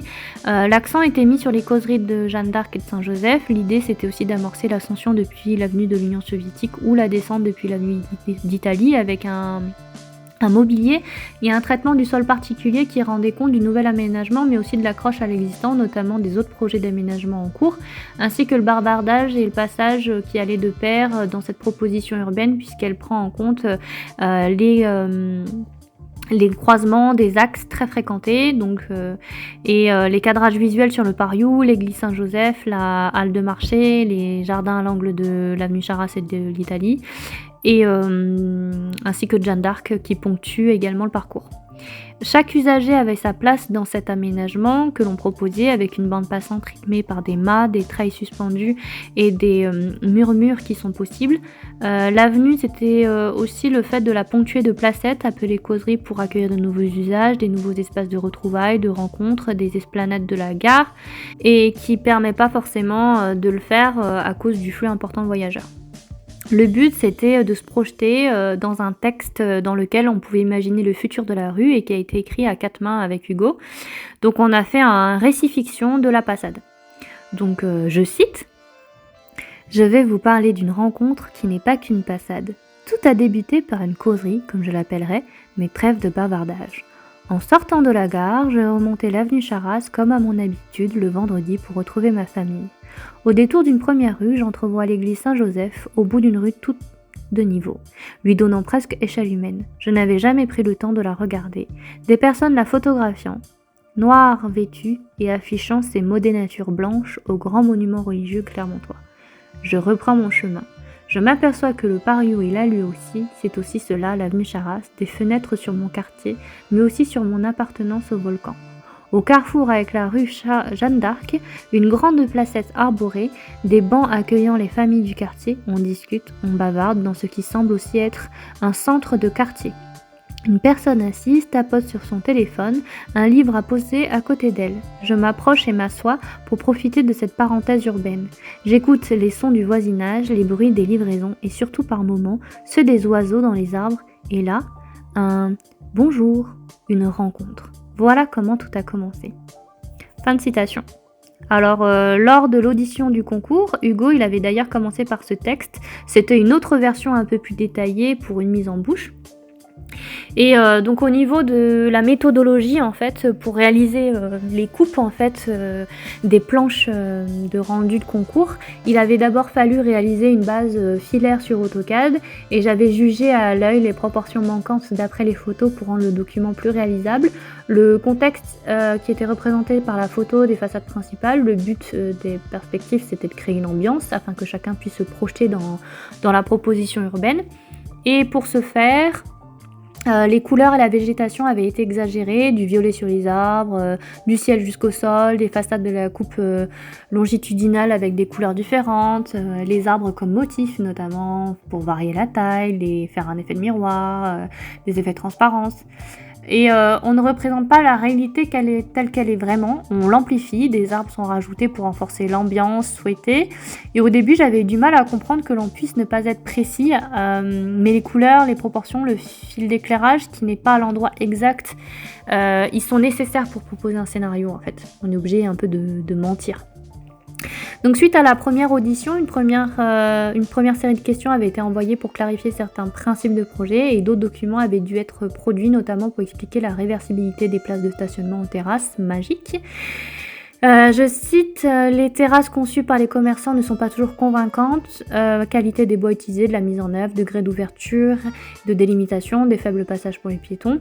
La proposition, c'était de rebondir sur la charte des terrasses de Clermont, page 3 de la charte, avec une terrasse constituée uniquement de tables et de chaises rapidement retirables. Dans le cas où nous voudrions augmenter le CBS, donc c'est le coefficient de biotope par surface, il serait possible d'étudier une implantation de jardinières et leur réalisation dans la continuité de la ligne mobilière présentée dans ce projet, ceci en tenant compte de modules de fixation adaptés à un rythme de potelet pour accentuer la modularité. Fin de citation. Et à long terme, en fait, les enjeux du réaménagement et la piétonisation qui avaient pour but de redonner une image différente au quartier. J'avais donc proposé que ce soit le mobilier qui permette cette mutabilité et une polyvalence des usages. Et sur la base de modalités à définir, les commerçants qui le souhaitaient pouvaient faire une demande de conversion des places de parking en terrasse. Et une proposition qui permet de ne pas gérer les espaces terrasses pour des commerces dont la délimitation est encore inconnue à ce jour, et il était plus aisément réversible pour faciliter le stationnement et la circulation, notamment pour les courses sportives ou cyclisme, ou bien pour accueillir des événements festifs tels que la fête de la musique, les matchs, et on avait décidé de les nommer bancs, dossiers, jardi-banc, jardi-volcan. Ensuite, au niveau du projet de Saint-Félix-de-Lunel et de Lunel, sans même me rendre sur le site, je m'étais attelée dès le mois de mars à redessiner le mobilier, le table de pique-nique, de banc et de garde-corps, le tutorage, les palissades, les espaces de collecte des déchets, pour constituer un carnet de détails en vue du dossier pro. Pour expliquer la mise en œuvre des bordures et les systèmes de tutorage, une axonométrie avait été réalisée.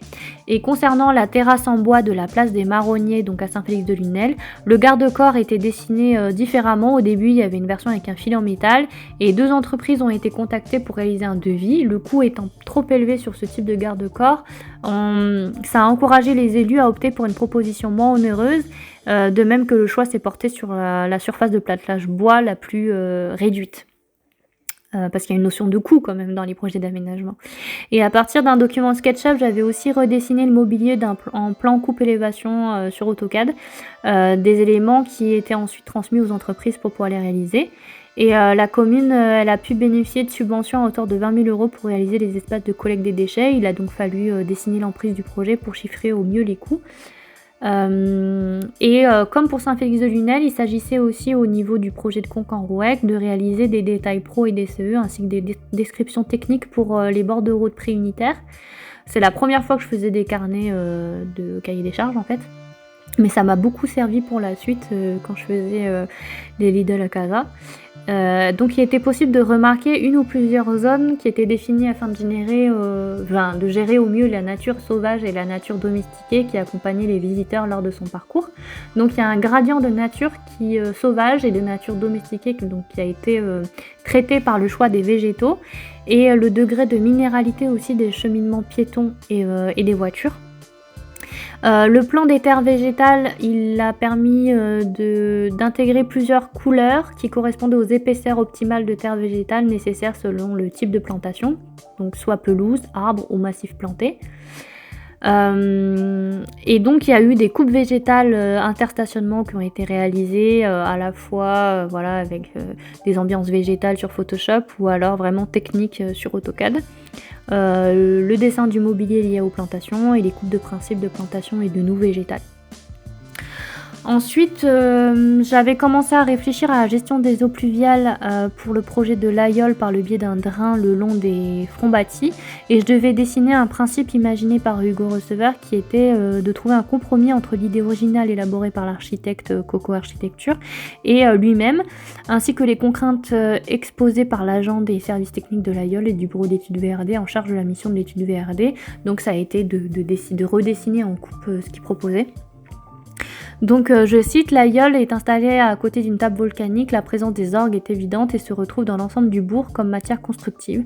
Le village s'accroche en dessous, les maisons en hauteur sont assez rares, elles sont pour la plupart installées sur des contreforts et l'espace dit du fort est un espace emblématique du village et mis à part la présence de l'église, il constitue un niveau altimétrique de la limite urbaine. Un espace symbolique chargé de ces tumultes historiques, multiples destructions, reconstructions. Le Val de Selve souffre d'une forme de disparition liée au refermement végétal, une ripisylve élargie de plus en plus, un monument tel que le pont de Pigasse ou le pont de Pèlerin marque ce qui pourrait être une entrée emblématique des marcheurs arrivant à l'Aïeul. Et en projet, dans la première tranche de travaux programmés, la place de la mairie qui doit revenir le foyer de l'Aïeul, celui d'un village retrouvé. Le projet de réaliser une place publique au niveau du sol unique afin de révéler l'architecture et non celle de la voiture. Ceci par un jeu d'iseraie de pavés, de seuils marqués par une mise en scène de l'eau, fontaines et rigoles, des escaliers. Rue du Couvent et autres escaliers qui sont mis en valeur par du granit blanc, invitant à monter vers le fort. Ensuite, il y a la Plaçole qui, traitée comme un cœur d'îlot, permet de redonner des espaces qualitatifs liés au logement environnant tout en ménageant l'accès du promeneur. Il y avait aussi le jardin de la Plaçole, je sais plus comment on prononce d'ailleurs, qui accompagne l'ensemble et qui permet de protéger du soleil tout en préservant l'intimité des habitants. Et concernant la rue du Faubourg, il s'agissait aussi d'enlever le stationnement de la perspective tout en gardant certaines places sur le côté au profit des continuités piétonnes. Et puis il y avait un drain constitué de cailloux affleurants qui serait donc le fil conducteur du projet d'intégration des eaux pluviales comme un guide le long des façades rappelant les amas pierreux de Braque. Vous pouvez d'ailleurs vous rendre à l'Aïeul, le projet est terminé maintenant, donc vous pouvez voir la réalisation. Dans le cadre du stage, je m'étais rendue sur site pour une réunion avec les habitants puis les élus. Il avait été question des problèmes de flux piétons et automobiles, en particulier la vitesse et la densité de circulation au niveau des virages, de la gendarmerie et des terrasses ainsi que du défilé. La semaine suivante, on avait organisé une concertation publique suivie d'une réunion publique où l'enjeu c'était d'être à l'écoute de l'habitant en gardant l'objectif que le projet devait rester cohérent et adapté au diagnostic amont. Et ce n'était pas la première réunion publique organisée à l'Aïeul, elle s'inscrivait dans une série de réunions où celle-ci avait une vertu plutôt pédagogique. Et lors de cette réunion, les participants étaient au nombre de 60. Ils avaient été prévenus en amont par le bulletin municipal et par divers médias, les affiches, tracts, emails, réseaux sociaux, courriers dans les boîtes aux lettres. Et après avoir été accueillis par les organisateurs, le maire avait accompagné... Il était accompagné de l'adjointe à l'urbanisme et ils avaient présenté le déroulé de la réunion publique ainsi que de chaque intervenant de la soirée. À l'époque, il y avait les services des eaux de l'Aïeul, il y avait le bureau d'études Merlin, donc spécialisé en réseau et enfouissement, il y avait le syndicat d'électrification de l'Aveyron, il y avait Eiffage Énergie, il y avait Coco Architecture, il y avait la motrice, les études, Alterm, Wonderful Lights et puis l'entreprise de câbles TV et fibres qui devait aménager. Il fallait noter aussi que cette étude avait la particularité d'avoir, pour l'aménagement du centre-bourg, lancé 2 marchés distincts, celui donc de Coco Architecture, la motrice J'étude Wonderful, et celui de Merlin pour les réseaux, donc c'était vraiment 2 appels d'offres différents. Donc la réunion publique en elle-même, elle a pour objectif d'informer, d'échanger et de récolter. La concertation, c'est une démarche qui donne la possibilité au public concerné par un projet de participer et de contribuer à l'élaboration, à l'ouverture d'un dialogue. Il ne s'agissait pas pour autant de lui transférer le pouvoir de décision, c'est un processus qui se situe en amont de la décision et dans la durée.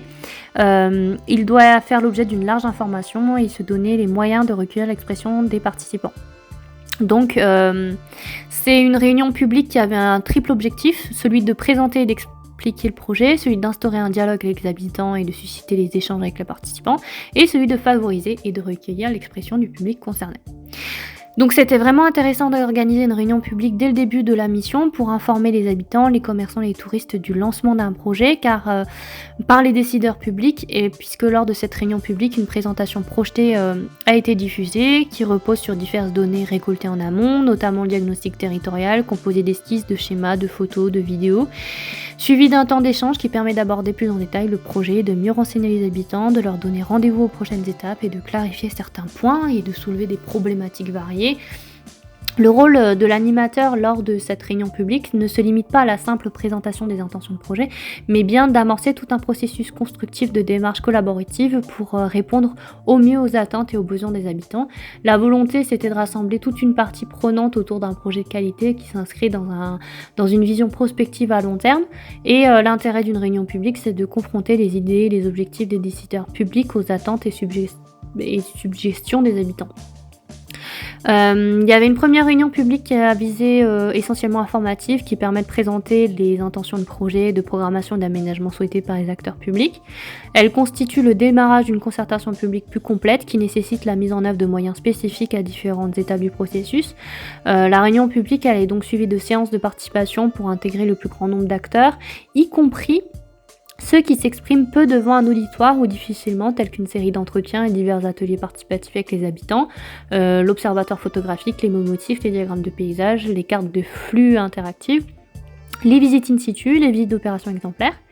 Et il y a souvent une permanence qui est mise en place, une fois par semaine par exemple, sur un mois, pour accueillir les porteurs de projets concernés par cette étude d'aménagement. Ensuite, la communication, elle est fluide entre les acteurs, les concepteurs et les décideurs politiques. Ça permet vraiment de privilégier ces échanges tout au long des différents paliers du processus. Ensuite, il y a aussi la méthode des entretiens. Ça permet d'être à l'écoute des besoins. Il est possible de mener des entretiens avec les habitants, les commerçants, les représentants d'associations et les porteurs de projets sous le modèle carnet de campagne. Pour consulter tous les avis, c'est l'occasion d'être écouté de manière posée et réfléchie, d'éviter l'effet réunion publique et de bien expliquer, de remplir les informations. C'est une première étape, mais qu'ensuite, ce n'est pas pour cela que ça va être pris comme argent comptant, et ce sont les élus qui arbitrent. Les animateurs, ils sont chargés d'établir les correspondances et de voir en quoi les objectifs citoyens peuvent aller dans le sens des directives communales et inversement. Et les habitants sont prévenus à l'avance via la réunion publique, le bulletin municipal et les courriers dans les boîtes aux lettres afin que il peut y avoir aussi des phonings et des boucles de phoning. Et puis ils réservent pour permettre d'anticiper sur l'organisation de la salle, le nombre de personnes pouvant accueillir des avis en même temps. Les entretiens, ils ne doivent pas dépasser 30 minutes. Ils peuvent être soit individuels, soit collectifs, pour gagner du temps. Et c'est pas du tout, ça dépend des thématiques que vous voulez aborder aussi. Ensuite, vous pouvez aussi réaliser des photomontages pour imaginer des possibles, l'impossible, des photomontages chocs par exemple. Je cite Hugo, les photomontages un peu chocs, c'est-à-dire que le photomontage hyper réaliste aujourd'hui, on le voit partout, utilisé pour les perspectives, pour montrer à la fin comment ce sera, comment ça peut être bien de voir les choses. Ça maintient une forme de confusion et puis ça peut être à double tranchant.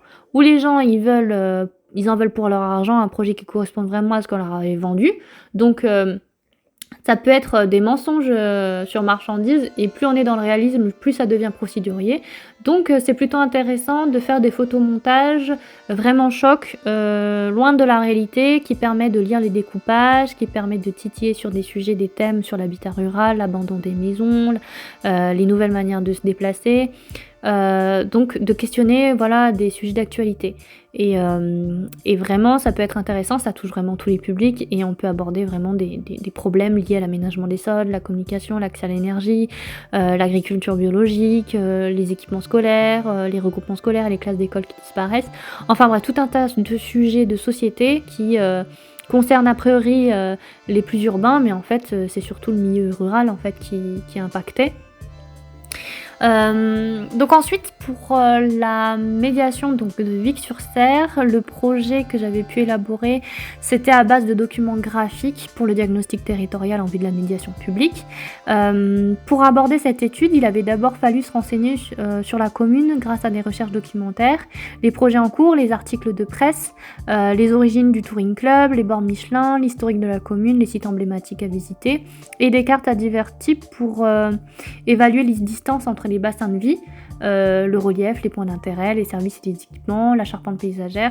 Ça permettait en fait de déceler de prime abord les problèmes et les faiblesses qui pouvaient apparaître. C'est ce qu'on appelle finalement les AFOM, atouts, faiblesses, opportunités, menaces tout simplement. Nous avons aussi regroupé les documents réalisés dans un carnet de terrain avec lequel on s'est rendu à Vic-sur-Serre, on l'avait complété avec des annotations et on avait tenté de trouver des points de vue de l'ancienne carte postale, donc on a fait de la reconduction photographique et on a pu aussi faire des panoramas pour compléter la lecture de la charpente paysagère. Et de retour à Mur de Barès, il avait fallu retoucher, recadrer les photos, apporter des modifications aux cartes, approfondir les documents, réaliser un benchmarking sur les mobilités actives et les différents moyens de déplacement, vélo électrique, gyropode, les types de voiries, pistes cyclables, bandes cyclables, chemins, venelles, allées et parcs. Et ensuite, j'étais retournée sur le terrain pour compléter l'état des lieux photographiques. J'avais également donc mis en avant les processus cycliques via les cartes postales. Donc, je cite Hugo: «Des cartes qu'on manipule, les cartes postales pour comparer l'avant et l'après, c'est important car finalement les gens connaissent bien leur territoire, ils peuvent revenir en réunion avec des cartes postales anciennes et nous montrer des choses qu'on n'avait pas forcément vues. Ce qui est intéressant là-dedans, c'est aussi se dire que l'aménagement ou les études sont souvent cycliques, c'est-à-dire qu'on va revenir, on est amené à travailler sur quelques sujets et on revient derrière, sur d'autres équipes qui avaient déjà travaillé, sur des travaux d'élus aussi. Et il suffit que des communes qui sont sur un bord, qui repassent à un autre bord 10 ans après et qui veulent reconstruire des principes stratégiques qu'ils avaient mis en place autrefois, ou c'était des parents qui avaient autrefois mis en place. Et c'est intéressant parce que ça permet d'objectiver sur les réponses toutes faites. Fin de citation. Donc la collecte des cartes postales, c'est un exercice long et fastidieux. Il y a le site Delcamp qui permet de trouver facilement des cartes postales de bonne qualité. Et une fois la sélection des cartes postales faite, il faut les retoucher sur Photoshop, contraste, luminosité, netteté. Et sur les terrains, il faut aussi réussir à trouver le bon angle de vue et être le plus précis possible pour faire la reconduction photographique. Et après recadrage, ça permet d'effectuer une comparaison plus aisée, de compléter avec des légendes. Ça permet aussi de préparer la concertation publique. J'avais pu réaliser 58 paires de cartes postales avec sélection, retouche, impression, découpage, collage sur support cartonné, manipulé ensuite par les habitants.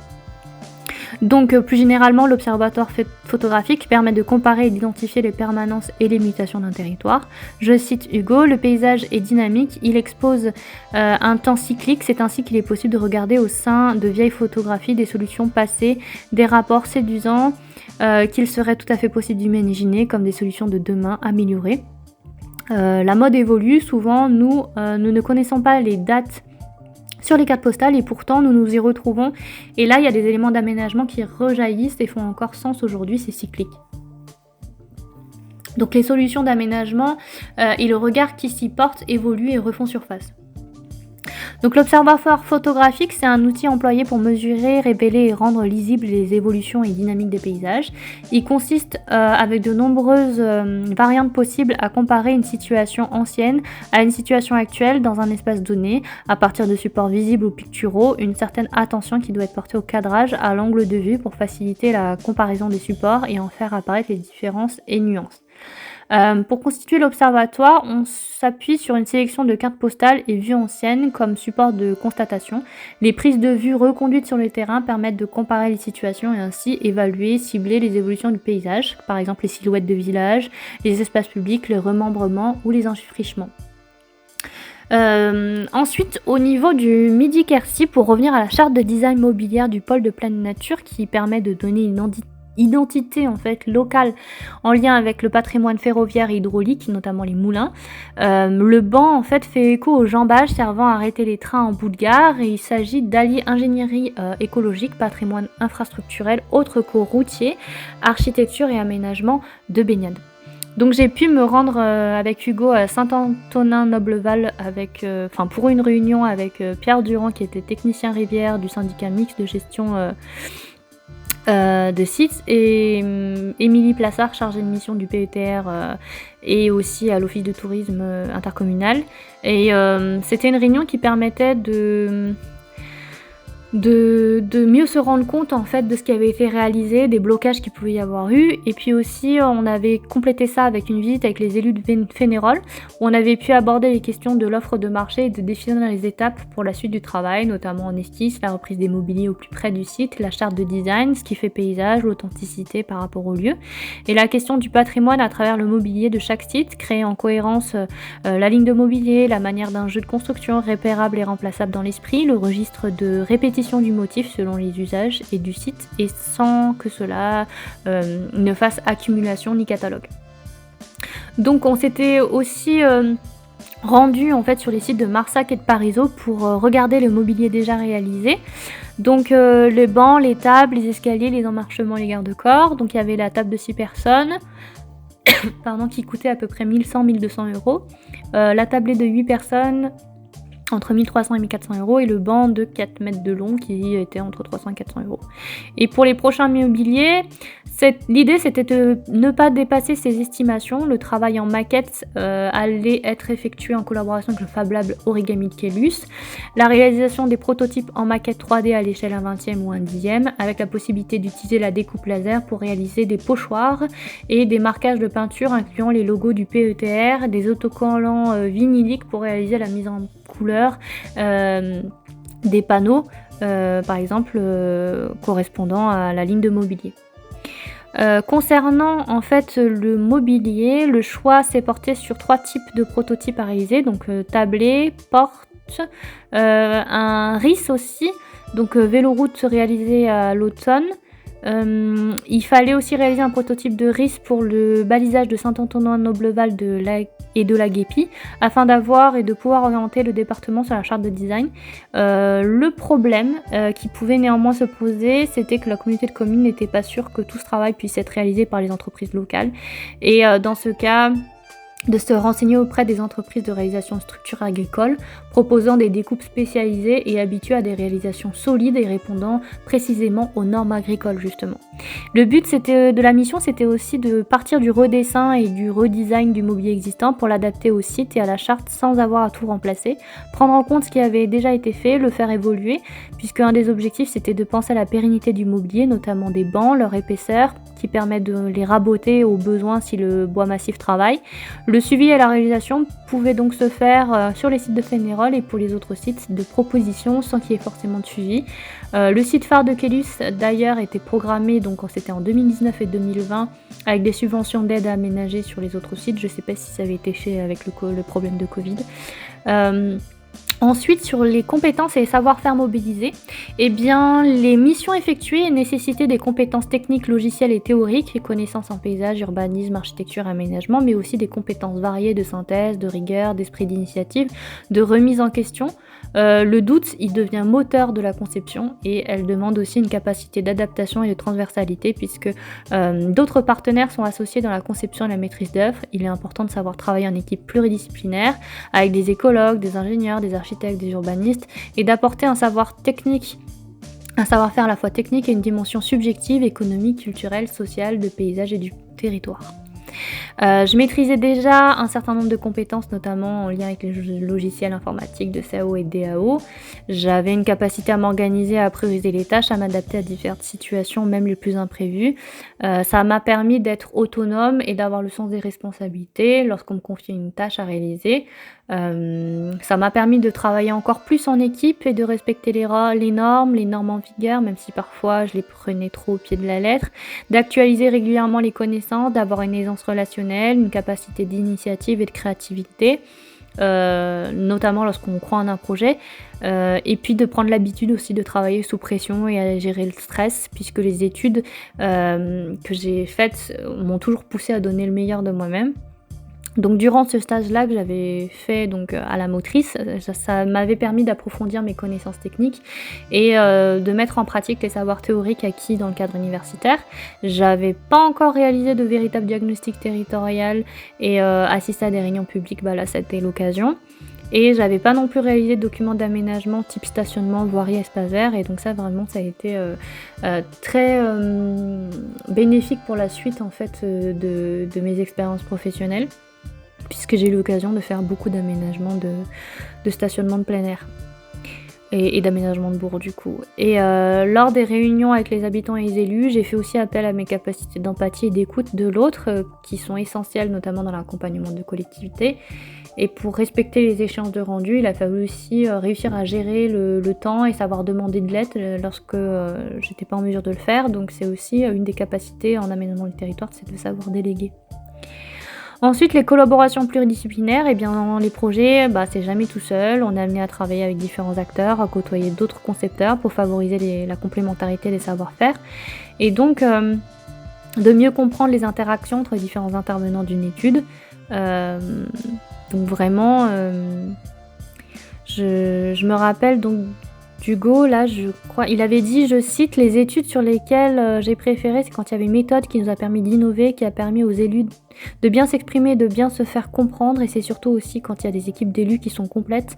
Ça aussi, c'est agréable avec des élus de 6 ou 7 élus, d'autres acteurs. Quand tu as juste 2 élus et que tout se fait avec 2 élus, c'est simplement pas possible.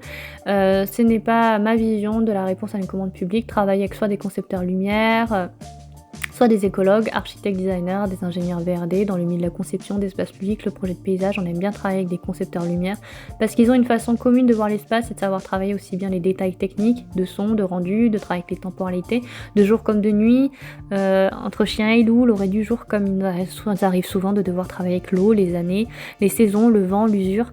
Il y a aussi le travail avec les ingénieurs hydrologues. Alors, quand en plus ils ont de belles capacités à travailler sur l'hydrologie alternative ou intégrée, c'est-à-dire que l'on ne dissocie pas les réseaux de l'ergonomie de la ville. Moi j'aime bien parce que ça fait partie des choses que j'aime bien mettre en avant sur le travail de l'eau.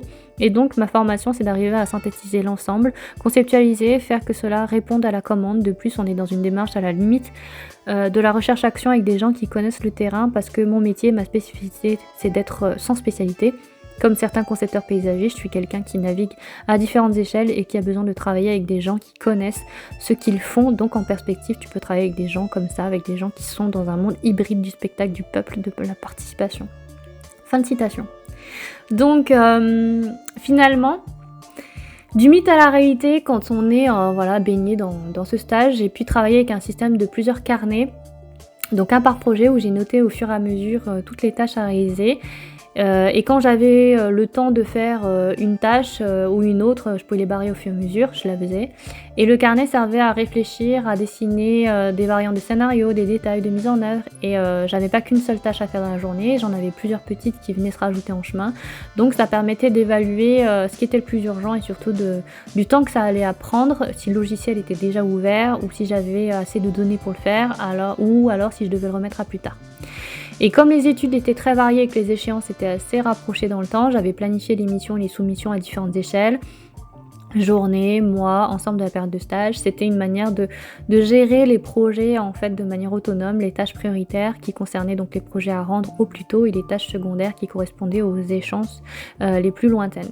Le rendu du concours de Charras et le rendu du diagnostic territorial de Saint-Ennemi forcément étaient prioritaires en début juin avec le rendu des dossiers pro et des CE de Conques et de Saint-Félix de Lunel. J'avais réalisé les documents de ces études en priorité avant de finir sur les autres tâches beaucoup moins importantes. Il arrivait que les soumissions soient en fait toutes prioritaires et dans ce cas je réfléchissais à l'objectif principal à atteindre avant de passer à l'action. Je créais une liste de tâches à réaliser absolument dans la journée et d'autres à faire dans la semaine. Je classais dans l'ordre dans lequel je voulais les réaliser ces activités: recherche documentaire, dessin d'une carte, rédaction d'un compte rendu. Et au total, j'avais deux to-do list, une liste personnelle décrite précédemment et une liste imposée par Hugo qui était sous forme de Google Docs qui permettait de la mettre à jour en temps réel. Je classais dans l'ordre ce que je voulais, les soumissions à effectuer et de temps en temps je devais rendre certains documents à une heure précise afin de les transmettre aux collaborateurs et au maître d'ouvrage et dans ce cas la liste des tâches prioritaires était mise à jour.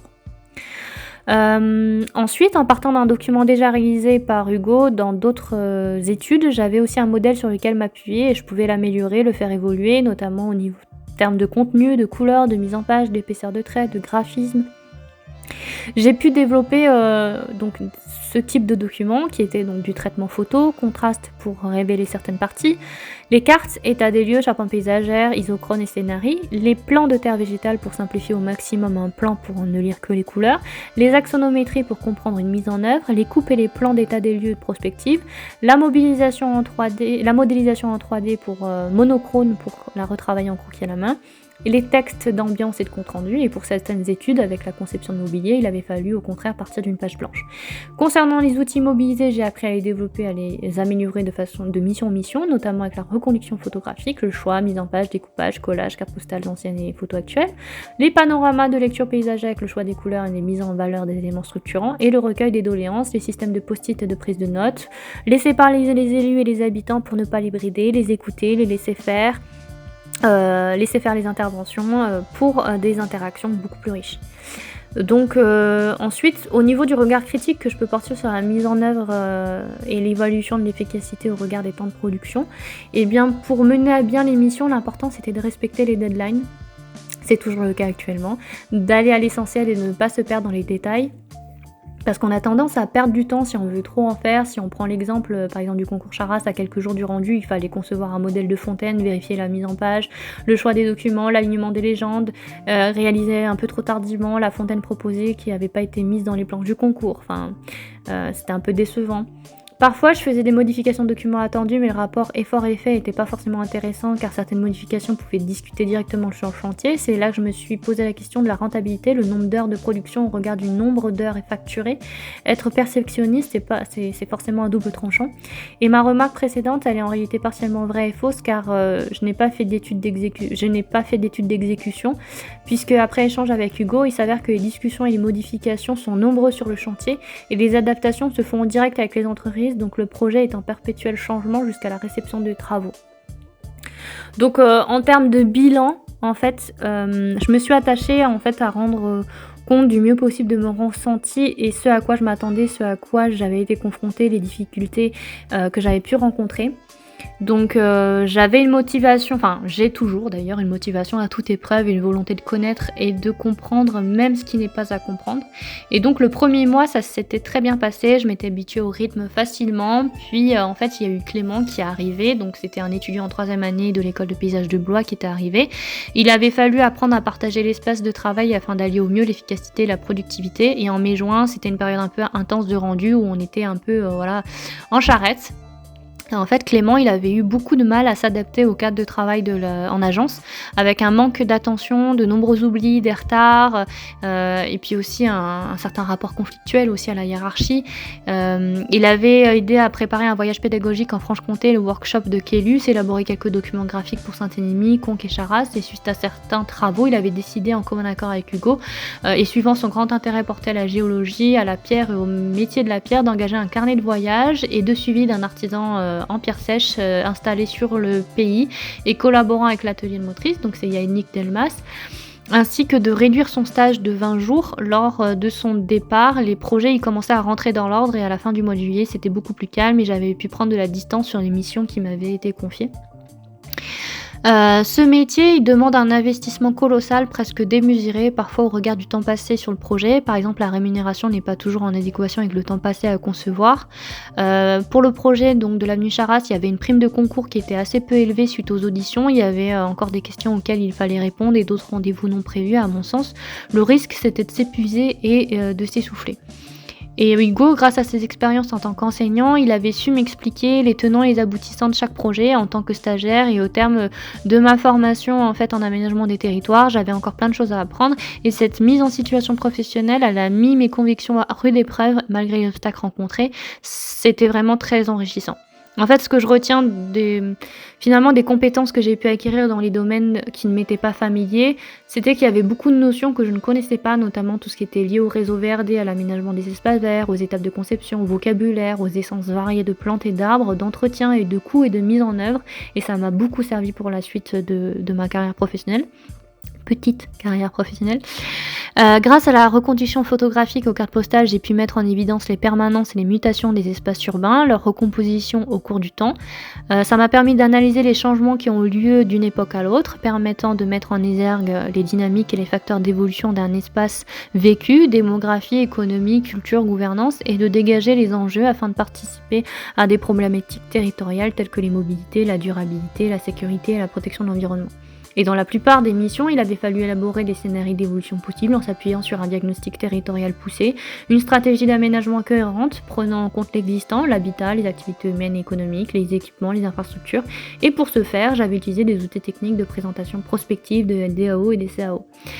Et enfin, le plus important dans l'aménagement, c'est d'apprendre à mettre en place des stratégies en coopération avec des acteurs impliqués qui sont force de proposition, qui n'hésitent pas à sortir de leur zone de confort, puisque chaque acteur fait un pas vers l'autre, et c'est dans cette interaction qu'émergent des propositions pour faire évoluer un projet.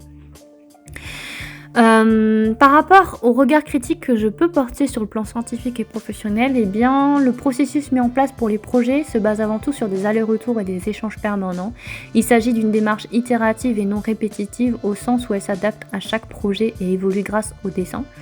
En effet, l'objectif à garder en tête, c'est de reproduire des méthodes et des principes en les questionnant pour les améliorer sans cesse, comme les mémotifs, la reconduction photographique. Et il réside dans le fait qu'il ne faut rien prendre pour acquis et ne pas se satisfaire de ce qui a déjà été réalisé, toujours aller plus loin.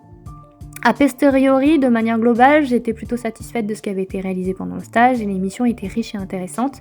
J'avais pu voir plusieurs aspects du métier, les points positifs et les inconvénients d'exercer à la campagne et le fait de travailler à la fois seul et en équipe, et c'est très stimulant lorsque des acteurs sont prêts à prendre des risques pour mener à bien un projet.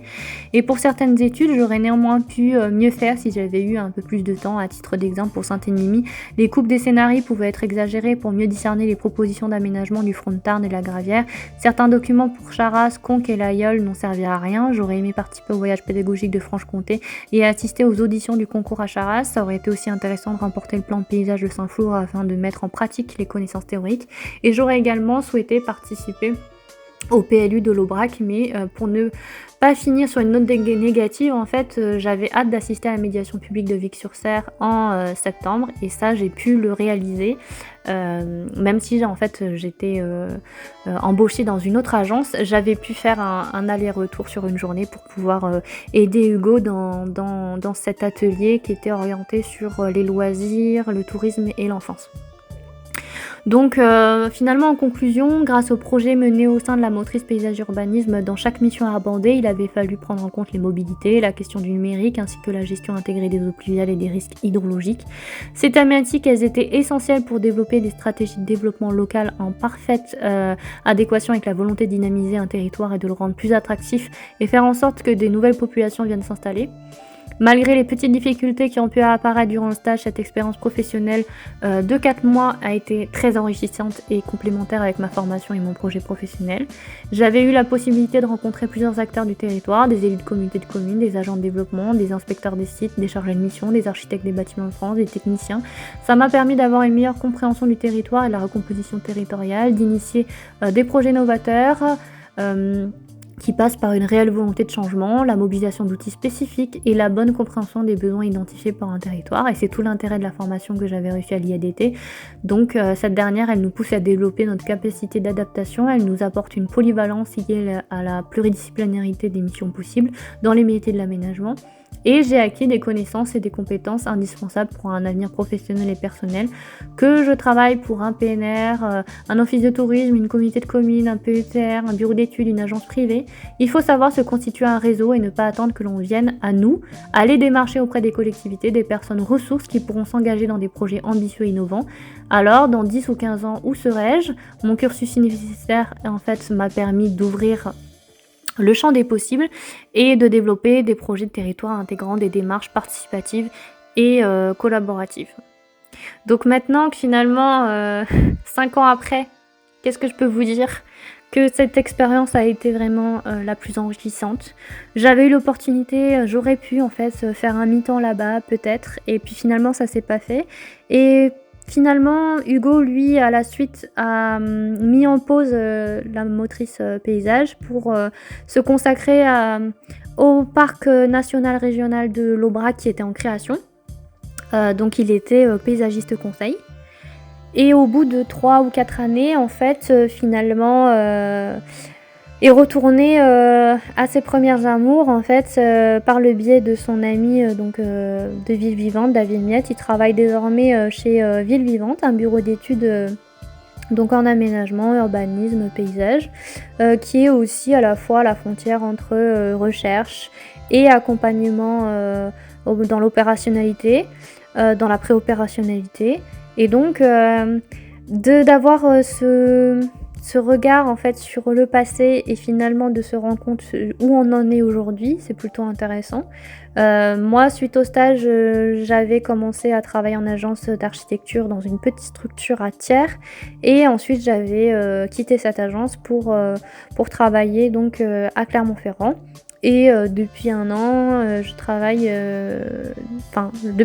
suis en Moselle et je travaille désormais pour un centre d'études et d'expertise du gouvernement. Et donc voilà, toute, cette expérience que j'ai pu acquérir, durant les années précédentes se nourrissent tous les jours, tous les accompagnements que je peux faire, avec les collectivités.